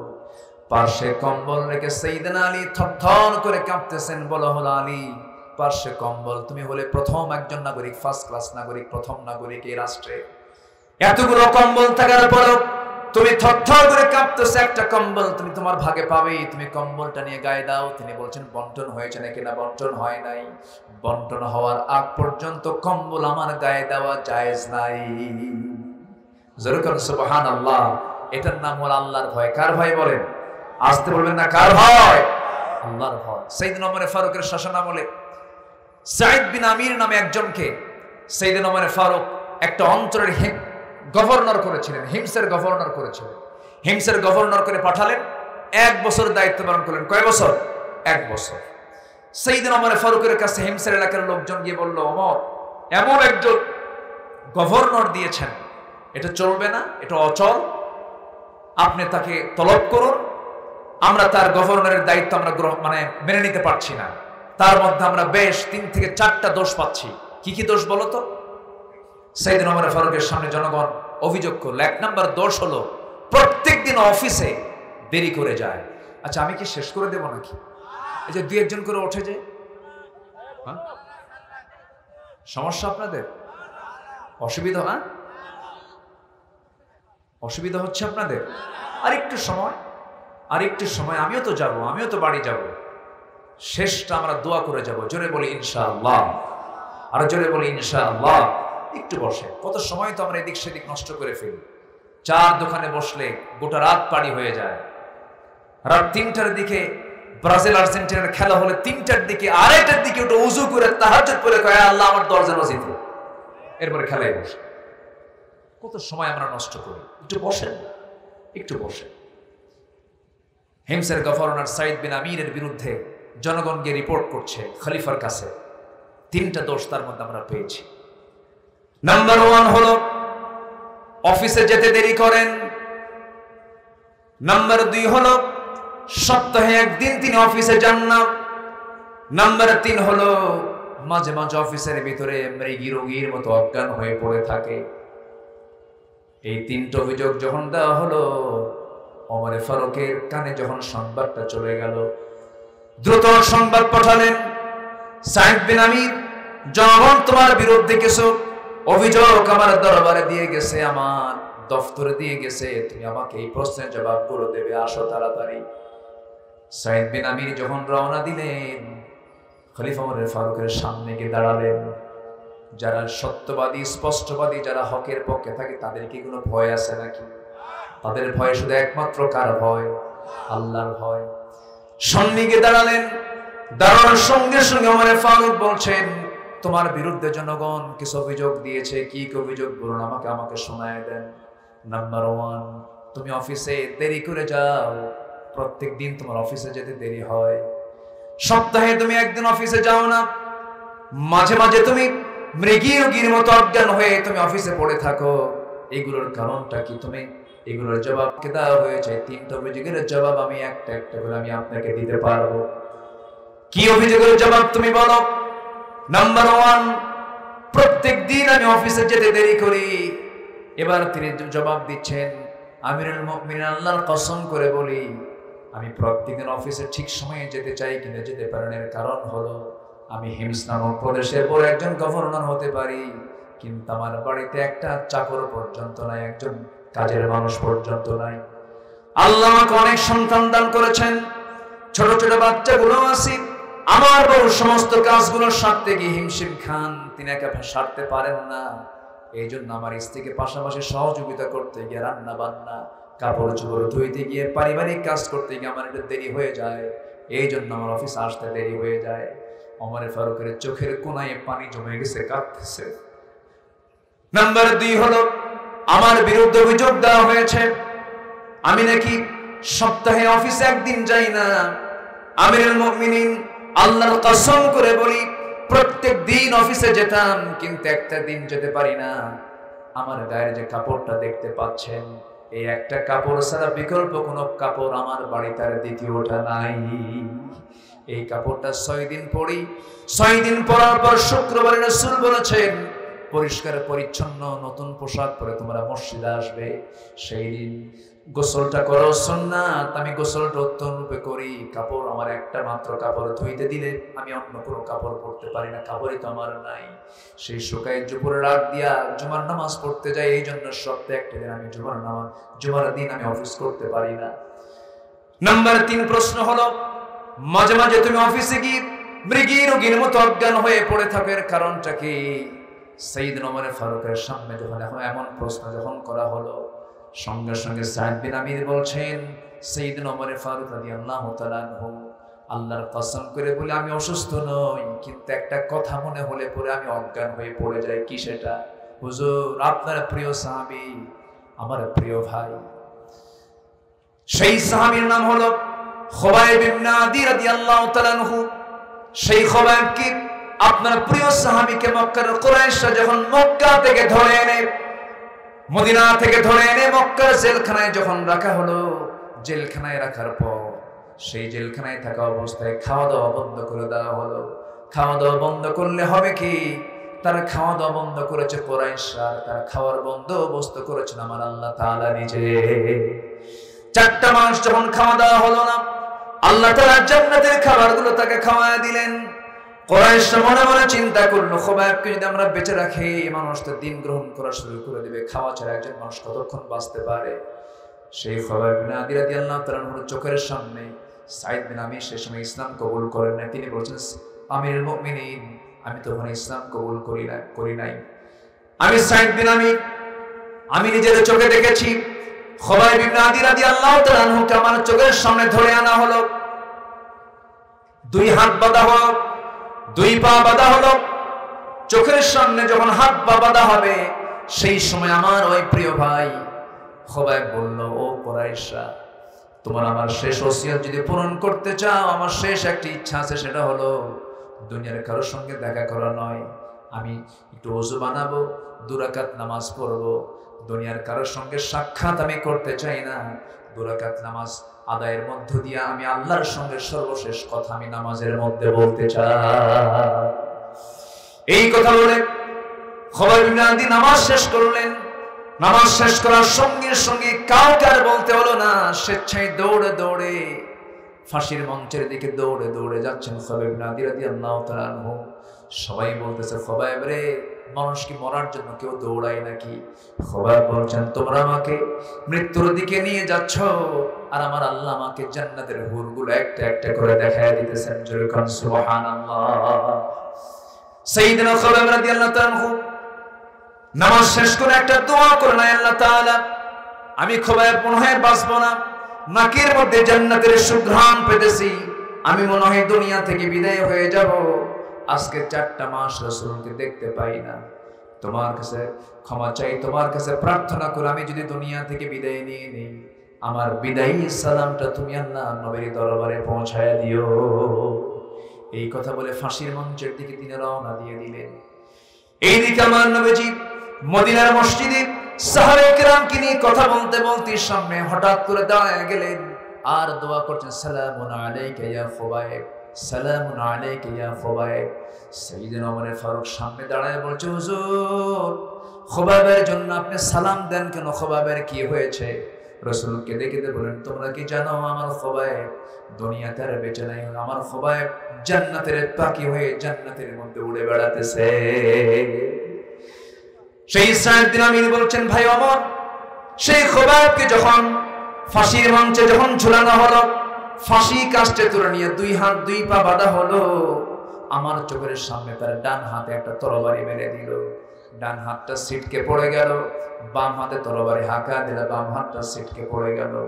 চোখের সামনে নেজা তরবারি নিয়া কলিজা বরাবর মেরে দিল, পিঠ দিয়ে বের হয়ে গেল। এই দৃশ্য যখন নিজের চোখে দেখতে পেলাম, আমি সেই সময় ইসলাম কবুল করি নাই, আমি কোনো প্রতিবাদ করলাম না। কেন? এই চিন্তা আমার আসলে ইসলাম গ্রহণের পরে। সেই ইসলাম গ্রহণের পরে যখন আমার মাঝে মাঝে যখন খুবাইবের শাহাদাতের কথা যখন মনে হয়, আমি অফিসের মধ্যে হলেও মৃগী রোগীর মতো অজ্ঞান হয়ে জমিনে পড়ে থাকি। ওমর ফারুক রাদিয়াল্লাহু তাআলা সঙ্গে সঙ্গে খুবাইব সঙ্গে সঙ্গে সাঈদ বিন আমিরকে বুকের সঙ্গে জড়ায় ধরে বলছে, ও সাঈদ, বুঝতে ভুল করেছিলাম, ওই হিমসের গভর্নরের দায়িত্ব আমি অন্য কাউকে দেব না, আমি সাইদ, আমি তোমাকে সেই জায়গায় আবার পুনর দায়িত্ব দিয়ে দিলাম। যেরকম সুবহানাল্লাহ, যেরকম সুবহানাল্লাহ। এটাই হলো তাকওয়া। এটা কি বলেন তো? তাকওয়া। আমার বন্ধুগণ, তাকওয়া কেন অবলম্বন করব আমি? আল্লাহর ভয়টা আমি কেন আনবো? আখিরাতের চিন্তা আমার আনতে হবে কেন? এর মূল কারণ হলো, এই দুনিয়াতে মানুষ কখনো প্রশাসনের ভয়ে, র্যাবের ভয়ে, চিতার ভয়ে, কোবরার ভয়ে, প্রশাসনকে দেখে মানুষ কখনো ভালো হবে না। মানুষ ভালো হবে একমাত্র কার ভয়ে? আসতে বলবেন না, কার ভয়ে? আমরা ভয় করব কাকে? আমরা হুকুম মেনে চলবো কার? আমার বন্ধুগণ, নাম্বার 2 হলো আল্লাহ তাআলা সুন্দর করে বলছেন, ওয়ালতানজুর নাফসুম মা কদ্দামাত লিগাদিন ওয়াত্তাকুল্লাহ। আল্লাহ তাআলা বলছেন নাম্বার 2 হলো তুমি লক্ষ্য করো নিজের জন্য আগামী দিনের জন্য কি তুমি পাঠাইছো, অর্থাৎ আখিরাতের জন্য তুমি কি পাঠালা, কি প্রস্তুতি নিয়েছো তার জন্য চিন্তা করো। আবার বলছেন ওয়াত্তাকুল্লাহ, আমি আল্লাহ, আমাকে ভয় করো। আমাকে ভয় করে, এই কথা একবার না, এক আয়াতে 2 বার। একবার না 2 বার? কবার বলেছেন? 2 বার বলেছেন। মাঝখানে বলছেন আগামী দিনের জন্য তুমি কি পাঠাচ্ছ, ওয়ালতানজুর, একটু নজর দে, একটু তাকায় দেখ, একটু খেয়াল কর আগামী দিনের জন্য তুমি কি নিয়ে আসলা। রাসূলকে একবার প্রশ্ন করা হলো, হুজুর সবচেয়ে চালাক লোকটাকে? রাসূল বলেন, যে মরার কথা বেশি স্মরণ করে। ক্বালা আকসারুকুম যিকরান লিল মাউত ওয়া আকসারুহুম ইসতি'দাদ। আল্লাহু আকবার। সম্মানিত ভাইরা, নাম্বার 3 হলো আল্লাহকে ভুলে না যাওয়া। কাকে ভুলে না যাওয়া বলেন তো? আল্লাহকে। আল্লাহকে ভুলে যাওয়ার লোক তো নাই মনে হয়। আল্লাহকে ভুলে যায় কখন মানুষ? যখন সে পাপ কাজ করে। পাপ কাজ করা মানে কি? সে কাকে ভুলে গেছে? আসতে বলে না, কাকে ভুলে গেছে? আল্লাহ তাআলা আবার, আচ্ছা দেখা যাক ইনশাআল্লাহ। এখানে অনুরোধ আসছে, ঠিক আছে, আমি রক্ষা করার চেষ্টা করব ইনশাআল্লাহ। সম্মানিত ভাই, আল্লাহ বলছেন তুমি আমাকে ভুলে যেও না। ওয়ালা তাকুনু কাল্লাযীনা নাসুল্লাহা ফাআনসাহুম আনফুসাহুম। আল্লাহকে ভুলে না যাওয়া, এই ভুলে যাওয়ার কথাটা আল্লাহ তাআলা আরেক জায়গায় বলছেন সূরা মুদ্দাসসিরের মধ্যে। আচ্ছা, আমি যে আয়াত ঘন ঘন বলছি, কষ্ট পাচ্ছেন না তো? আয়াত যদি ঘন ঘন হয় বরকত কমবে না বাড়বে? আল্লাহ রাব্বুল আলামিন আরেক জায়গায় এই ভুলে যাওয়ার প্রসঙ্গ নিয়ে বলছেন, ওয়ামান আ'রাদা আন যিকরি ফাইন্না লাহু মাঈশাতান দানকা ওয়া নাহশুরুহু ইয়াওমাল কিয়ামাতি আ'মা قال رب لم حشرتني أعمى وقد كنت بصيرا। আল্লাহ রাব্বুল আলামিন বলছেন, এই দুনিয়ার জিন্দেগিতে আমার জিকির থেকে যারা নিজেকে গুটিয়ে রাখবে, আমার স্মরণ থেকে, আমার কিতাব থেকে, আমার কোরআন থেকে, আমি আল্লাহ আমার স্মরণ থেকে যারা নিজেকে দূরে রাখবে, আল্লাহ বলছেন আমি তার জন্য কয়েকটা জিনিস আমি তার জীবন থেকে মাইনাস করব। নাম্বার 1 হলো ফাইন্না লাহু মাঈশাতান দানকা, এই দুনিয়ার জীবনটা আমি তার জন্য সংকীর্ণ করে দেব। এই দুনিয়ার জীবনে সে শান্তি পাবে না, আরাম পাবে না, হাজার হাজার কোটি টাকার মালিক, কিন্তু প্রশান্তির কোনো গন্ধ তার মধ্যে থাকবে না। এমন কোটি টাকার মালিক শান্তি নাই, এমন লোক আমার দেশে আছে না নাই? আসতে বলবেন না, আছে না নাই? সপ্তাহে 3-4 বার ডায়ালিসিস করা লাগে, নাম বলবো না আমি। হাজার হাজার কোটি টাকার মালিক, ডায়ালিসিস ছাড়া চলে না। হাজার হাজার কোটি টাকার মালিক, সন্তানগুলো বিভ্রান্ত, সন্তানগুলো মানুষ হয় নাই, সন্তানদের সন্ত্রাসীর শিকার হয় বাপ, খোদ নিজেই বাপ নিজ পর্যন্ত এটার শিকার হয়ে যায়। বাড়ির মধ্যে ঢুকলে শান্তি নাই, বাইরে ঢুকলে শান্তি নাই। হাজার হাজার কোটি টাকার মালিক, কিন্তু শান্তি না। আল্লাহ বলছেন যারা আমার জিকির থেকে নিজেকে গুটিয়ে রাখবে, দুনিয়ার জীবন আমি তার জন্য সংকীর্ণ করে দেব, কোথাও সে শান্তি পাবে না। কি কথা কি বোঝা যায়? দেখবেন অনেক গরিবের ঘরে শান্তি আছে, আছে না? আসতে বলে শান্তি আছে না নাই বলেন তো? আছে। গ্রামের লোক বেশি খায় না শহরের লোক বেশি খায়? বলেন বলেন, গ্রামের লোক বেশি খায় না শহরের লোক বেশি খায়? কিন্তু সম্পদ বেশি কাদের? শহরের মানুষের সম্পদের পরিমাণটা বেশি। তারা কোটি কোটি টাকার মালিক, কিন্তু ভাত খেতে পারে না, খাওয়ার রুচি নাই, ডাক্তার লিমিটেশন করে দিয়েছে। হ্যাঁ, মাইপা খাওয়া, এই তো ফাইন একটা কথা বলেছে। আল্লাহ কয় তুই অগাধ টাকার মালিক হ, কিন্তু তোকে আমি মেপে মেপে খাওয়াবো, 1 গ্রাম 1.5 গ্রাম 2 গ্রাম। কথা বোঝেন নাই? খেতে বসে 1000 কোটি টাকার মালিক সামনে 1 কেজি আঙ্গুর নিয়ে বসে, 2 কেজি আপেল নিয়ে বসে, 1 কেজি মিষ্টির প্যাকেট নিয়ে বসে। যখন খাইতে বসে তখন পিএস সাহেব এসে বলে, স্যার আপনি তো বসছেন এতগুলো আঙ্গুর নিয়ে, আঙ্গুর খেতে পাবেন মোটে একটা। মোটে কয়টা? একটা আঙ্গুর আপনি খেতে পারবেন। একটা আঙ্গুর খায় আর এতিমের মতো আঙ্গুরগুলোর দিকে ছায়া থাকে। আরে কপাল রে, খেতে পারলাম না। কি কথা কি বুঝতেছেন আপনি? কিন্তু শহরের মানুষ যখন এরকম করে খায়, গ্রামের মানুষ কি এরকম করে খায়? গ্রামের মানুষ খায় হিসাব কইয়া না লুঙ্গির গিটটা খুইলা, লুঙ্গির গিটা খুলে খায়। 4 আঙ্গুল কপাল বাদে সব পেট।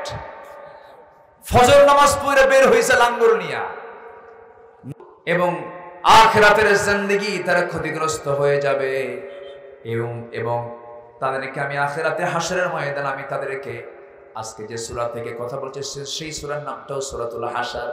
আল্লাহ তাআলা বলছেন আমার জিকির থেকে যারা নিজেকে গুটিয়ে রাখবে আমি তাদেরকে দুনিয়ার জীবনকে সংকীর্ণ করে দেব। নাম্বার 2 হলো ওয়ানাহশুরুহু ইয়াওমাল কিয়ামাতি আ'মা, আমি তাদেরকে কিয়ামতের দিন তাকে আমি অন্ধ করে তুলবো। কি করে তুলবো? অন্ধ করে তুলবো, কানা হয়ে উঠবে সে। সেদিন আল্লাহকে প্রশ্ন করবে, ক্বালা রাব্বি লিমা হাশারতানি আ'মা ওয়া ক্বাদ কুনতু বাসীরা, ও আল্লাহ তুমি আজকে আমাকে অন্ধ করে কেন তুলেছ, আমি তো চক্ষুওয়ালা ছিলাম। ক্বালা কাযালিকা তাতকা আয়াতুনা ফানাসিতাহা ওয়া কাযালিকাল ইয়াওমা তুনসা। আল্লাহ বলবেন আমি তোকে দুনিয়ার জিন্দেগিতে চোখ দিয়েছিলাম, সবকিছু দিয়েছিলাম, কিন্তু তুই আমাকে ভুলে গিয়েছিস, আমাকে তুই স্মরণ করিস না। এই জন্য আজকের দিনে তুই আমাকে ভুলে যাবার কারণে দুনিয়াতে আজকের দিনে আমি তোকে ভুলে গেলাম। জোরে কর নাউযুবিল্লাহ। দুনিয়াতে ভুলবো না আল্লাহকে, আল্লাহ ভুলবেন না আখিরাতে। আর দুনিয়াতে ভুলবো আল্লাহকে, ভুলে যাবেন আখিরাতে কে? আল্লাহ আমাকে ভুলে যাবেন। আমার বন্ধুগণ, আল্লাহ কত সুন্দর করে বান্দাকে বুঝাইয়া দিচ্ছেন। এরপরে বান্দাকে বলছেন, বান্দা তুমি যদি এমনটা করো তাহলে তুমি ফাসিক হয়ে যাবে। আল্লাহ তাআলা ফাসিকের খেতাব দিয়ে বলছেন। আল্লাহ রাব্বুল আলামিন তার পরবর্তী আয়াতে সুন্দর করে বলছেন, লাইকুল ফাসিকুন বলি বলছেন, লা ইয়াস্তাওয়ি আসহাবুন নারি ওয়া আসহাবুল জান্নাহ, আসহাবুল জান্নাতি হুমুল ফাইজুন। জান্নাতের বাসিন্দা আর জাহান্নামের বাসিন্দা কখনো সমান হতে পারে না। জান্নাতের যারা বাসিন্দা হবে তারাই হবে মহা সাফল্যবান। জোরে বলি সুবহানাল্লাহ। সর্বনিম্ন জান্নাত যে বান্দাকে দুনিয়া থেকে মারা যাওয়ার পর আল্লাহ পাক যে বান্দা সর্বনিম্ন জান্নাত বান্দাকে দিবেন, সেই জান্নাতের এরিয়াটা হবে 10টা পৃথিবীর মতো একটা জান্নাত। জোরে কোন সুবহানাল্লাহ। সেই জান্নাত কি সবাই পেতে চায়? সেই জান্নাত কি সবাই পেতে চায়? তাহলে নিজের বউকে কি বেপরদায় রাখবো, বেহায়া করে রাখবো? নিজের বইয়ের ছবি উলঙ্গ করে, বেহায়া করে, লিপস্টিক লাগায়া অর্ধলগ্ন করে ফেসবুকে পোস্ট করা এমন স্বামী বাপ মারায় আছে না নাই? এগুলো কি জান্নাতের কাজ? আসতে নিয়ে আমি যখন আজকে রোডে আসতেছি, আমার ড্রাইভার মহাশয়, ড্রাইভার তো ড্রাইভার, আমারও ড্রাইভার মানে কি আমারও পরিচালক, বুদ্ধি ওদেরও কম না। আমারও ওয়াজ করবো একটা, বললাম তুমি ওয়াজটা পাইলা কই? তো বলতেছে দেখেন হুজুর, দেখেন এই যে হোন্ডায় চড়ে পিছনে একটা মহিলাকে নিয়ে যাচ্ছে। হোন্ডার সিসি যদি হয় 150, আর এই মহিলা চড়ার জন্য গাড়ির সিসি হয়ে গেছে 250। আছে না? আছে কি না? এই নোংরামিগুলো নিজের বউ আপনি নিজে দেখবেন, অন্যকে দেখাবেন কেন? নিজের বউয়ের ছবি ফেসবুকে পোস্ট করে বলে আসুন আমার বউটাকে সবাই জামাতের সাথে দেখি। জোরে কর নাউযুবিল্লাহ। এগুলো জান্নাতের কাজ নয়। স্ত্রী, পরিবার, পরিজন, সন্তানাদি মেয়েদেরকে পর্দায় রাখার দরকার আছে না নাই? পর্দার হুকুম কি কোনো হুজুরের না আল্লাহ? পর্দার হুকুম কে দিয়েছেন? ইউদনিনা আলাইহিন্না মিন জালাবিবিহিন্না। আল্লাহ তাআলা একদম স্পষ্ট করে জানিয়ে দিয়েছেন সূরা নূরের ভিতরে, সূরা আহজাবের মধ্যে একদম স্পষ্ট করে পর্দার বিধানগুলো দিয়েছেন। আসুন আমরা আমাদের পরিবারকে, আমরা আমাদের নিজ জীবনকে আখিরাতের জন্য প্রস্তুত করি। ওয়াল তানজুর নাফসুম মা কদ্দামাত লিগাদ। আল্লাহ তাআলা সেই আয়াতকে ফলো করে আমাদের জীবনকে আখিরাতের জন্য প্রস্তুত করে রাখি, যেন আমরা সেই দিন বেইজ্জতের মুখোমুখি না হই। আমরা যেন সেদিন আল্লাহর সামনে বুক উঁচু করে ইমানদারের কাতারে দাঁড়াতে পারি। এই তৌফিক সবাইকে দান করুন। জোরে বলি আল্লাহুম্মা আমিন। আরো জোরে আল্লাহুম্মা আমিন। আজকের এই মাহফিলে সবচেয়ে নিকটতম এই মাহফিলের সঙ্গে, মাহফিল স্পটের সাথেই যার বাড়ি, আমাদের এমপি মহোদয়, আজকে টোটাল সময় তিনি পাশে বসে তার মূল্যবান সময় তিনি কোরআনের জন্য ব্যয় করেছেন। আমরা তার জন্য দোয়া করি। তিনি নবনির্বাচিত এমপি, নতুন এমপি তিনি হয়েছেন, নতুন দায়িত্ব তিনি গ্রহণ করেছেন। আল্লাহ তুমি তাকে ওমরের মতো ভূমিকা পালন করার তৌফিক দিয়ে দাও। আল্লাহ তুমি তাকে ওমরের মতো ন্যায়ের পথের প্রতীক বানিয়ে দাও। হককে চেনার তৌফিক দিয়ে দাও। জনগণের এই বিশাল আমানত অত্যন্ত যত্নের সাথে পালন করার তৌফিক তুমি আল্লাহ তাকে দিয়ে দাও। আল্লাহ তুমি তাকে দ্বীনের জন্য, কোরআনের জন্য কবুল করে দাও। আমরা এই আশাবাদ কামনা করছি। মাহফিল কমিটিকে ধন্যবাদ জানাচ্ছি। আমাদের প্রিন্সিপাল মহোদয়, হাজার হাজার ছাত্র, হাজার হাজার ওস্তাদ, হাজার হাজার আলেমের যিনি ওস্তাদ, আল্লাহ তুমি তাকেও কবুল করো। যারা আসছেন আল্লাহ তুমি তাদেরকেও কবুল করো। এবং আমরা একই সামিয়ানার নিচে বসে এই বৈশাখের খরতাপে, বৈর আবহাওয়ার মাঝেও যে আমরা কোরআনের জন্য সময়টা ব্যয় করলাম, এই সময়টা যেন আমাদের জান্নাতের কারণ হয়ে যায় এবং আরশ আজিমের ছায়ার জন্য আল্লাহ তাআলা আমাদেরকে একসঙ্গে থাকার তৌফিক দান করেন। এই আশাবাদ কামনা করছি। প্রায় 1টার কাছাকাছি বেজে যাচ্ছে। আমরা চাইবে এখন কার কাছে? আসতে বলবেন না, কার কাছে চাবো? আমরা আল্লাহর কাছে চাবো। সবাই বলে সুবহানাকাল্লাহুম্মা ওয়া বিহামদিকা আশহাদু আল্লা ইলাহা ইল্লা আনতা আস্তাগফিরুকা ওয়া আতুবু ইলাইকা। চিৎকার মেরে বলি, ইয়া আল্লাহ, আমার জীবনে সাগীরা কবীরা, ছোট বড় সব গুনাহ তুমি আল্লাহ মাফ করে দাও, মাফ করে দাও। জোরে বলুন, ইয়া রাব্বাল আলামিন, ইয়া রাব্বাল আলামিন, ইয়া রাব্বাল আলামিন। সবাই নামাজের মতো করে বসি, আমরা আল্লাহর কাছে চাবো ইনশাআল্লাহ। আপনি দোয়া করে দেন। হ্যাঁ, সব আমি করব। পানির জন্য দোয়া করব। পানির দরকার আছে। সেদিন চিটাগং মাহফিল ছিল বাঁশখালীতে। তো বাঁশখালী মাহফিল, আমি বললাম ভাই বৃষ্টি হয় না, আমরা বৃষ্টির জন্য দোয়া করি। এক পক্ষ দাঁড়ায় গেছে, বৃষ্টি আমরা চাই না। কেন? আমাদের লবণ শেষ হয়ে যাবে। ওদের লবণের মাঠ, তো লবণের মাঠ হলো, বৃষ্টি চায় না। আচ্ছা জি, তো বৃষ্টি প্রয়োজন। মানুষ মারা যাচ্ছে। আজকে হিট স্ট্রোকে গোটা দেশে বেশ কিছু মানুষ ইন্তেকাল করেছে। চরম বৈরী আবহাওয়া। আল্লাহ তুমি তোমার রহমতের বৃষ্টি দিয়ে তোমার জমিনটাকে শীতল বানিয়ে দাও। জোরে বলি আল্লাহুম্মা আমিন। আল্লাহর ফয়সালা। যখন অতিবৃষ্টি, অনাবৃষ্টি লক্ষ্য করব আমরা, তখন বুঝতে হবে জমিনটা পাপের পরিমাণ কমেছে না বেড়েছে? বেড়েছে। আমরা যদি পাপ কমিয়ে দিই হাজারো দোয়ার চাইতে, এটাই সবচেয়ে উত্তম কাজ হবে। আমরা দোয়া করলাম কিন্তু পাপটা ঠিকই রেগুলার করলাম তা নয়। পাপের কাম যখন কমে যাবে, রহমত নাজিল করবেন কে? বরকত নাজিল করবেন কে? গোটা দেশে সালাতুল ইস্তিসকা কিন্তু কম হচ্ছে না, প্রচুর সালাতুল ইস্তিসকা আদায় হচ্ছে। লক্ষ লক্ষ মুসলমান দোয়া করছে, কিন্তু এত দোয়াগুলো যাচ্ছে কোথায়? এর মূল কারণ কি জানেন? আমরা জমিনটাকে পাপ দিয়ে ভরপুর করে ফেলেছি।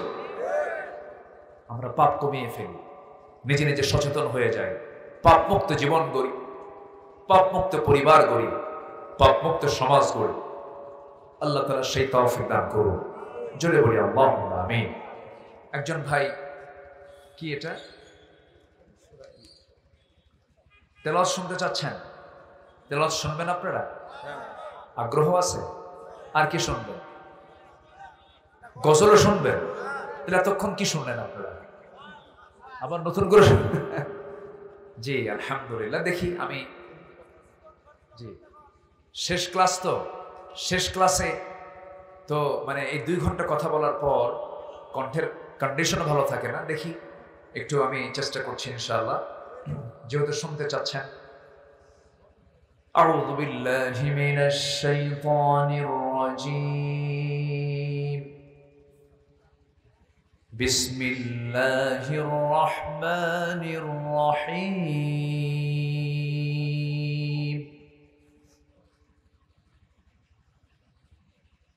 ইয়া আইয়ুহাল ইনসানু মা গররাকা বিরাব্বিকাল কারীম।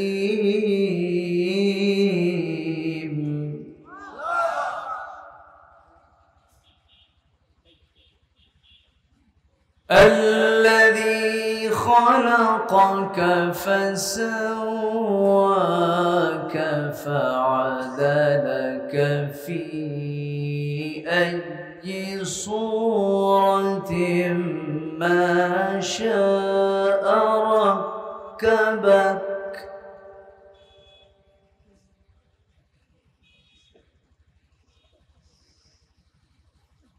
كلا بل تكذبون بالدين وإن عليكم لحافظين.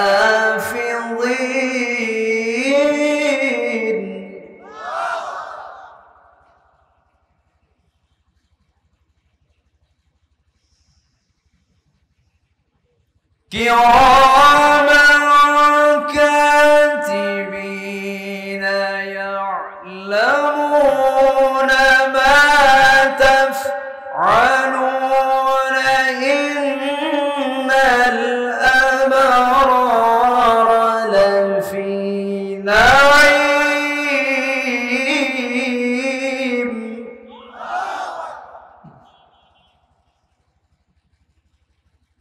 وإن الفجار لفي جحيم.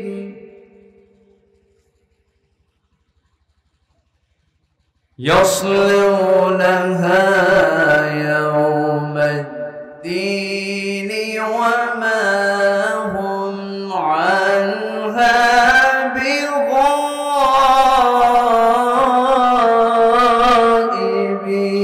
بغائبين.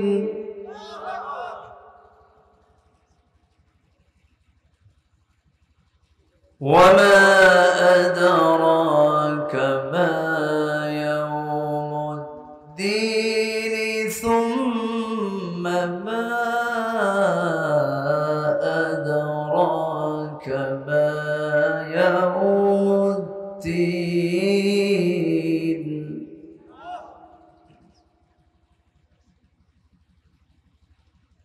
يوم لا تملك نفس لنفس شيئا والأمر يومئذ لله. صدق الله العلي العظيم.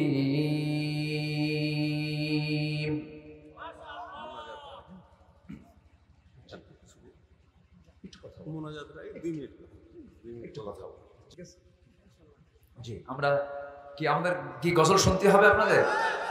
আল্লাহ আচ্ছা, আমি রাসূলকে নিয়ে আমি একটা ছোট্ট গজল আমি গাইতে চাই। রাসূল তো আমাদের সবচেয়ে প্রিয়, তাই না? এই দুনিয়া থেকে বিদায় হওয়ার পর আল্লাহর পরে যাকে সবচেয়ে বেশি প্রয়োজন হবে তিনি হচ্ছেন মুহাম্মদুর রাসূলুল্লাহ। সেই রাসূলকে নিয়ে আমি একটা গজল আমি গাওয়ার চেষ্টা করছি। সেটা হচ্ছে, আমার রাসূলের জন্ম হচ্ছে কাবার ধারে। কিসের ধারে বলেন তো? কাবার ধারে। তো তার জন্ম নিয়ে তার চারিত্রিক অবস্থা কেমন ছিল, তিনি কোন চরিত্রের মানুষ ছিলেন, জাস্ট এটা একটা একটা চিত্র আমি চিত্রায়িত করার চেষ্টা করছি। এলোকে কাবার ধারে আধার চিড়ে চিনিস না কি রে, এলোকে কাবার ধারে আধার চিড়ে চিনিস না কি রে, ওকে ও মা আমেনার কোল জোড়ে চাঁদ জানিস না কি রে, এলোকে কাবার ধারে আধার চিড়ে চিনিস না কি রে।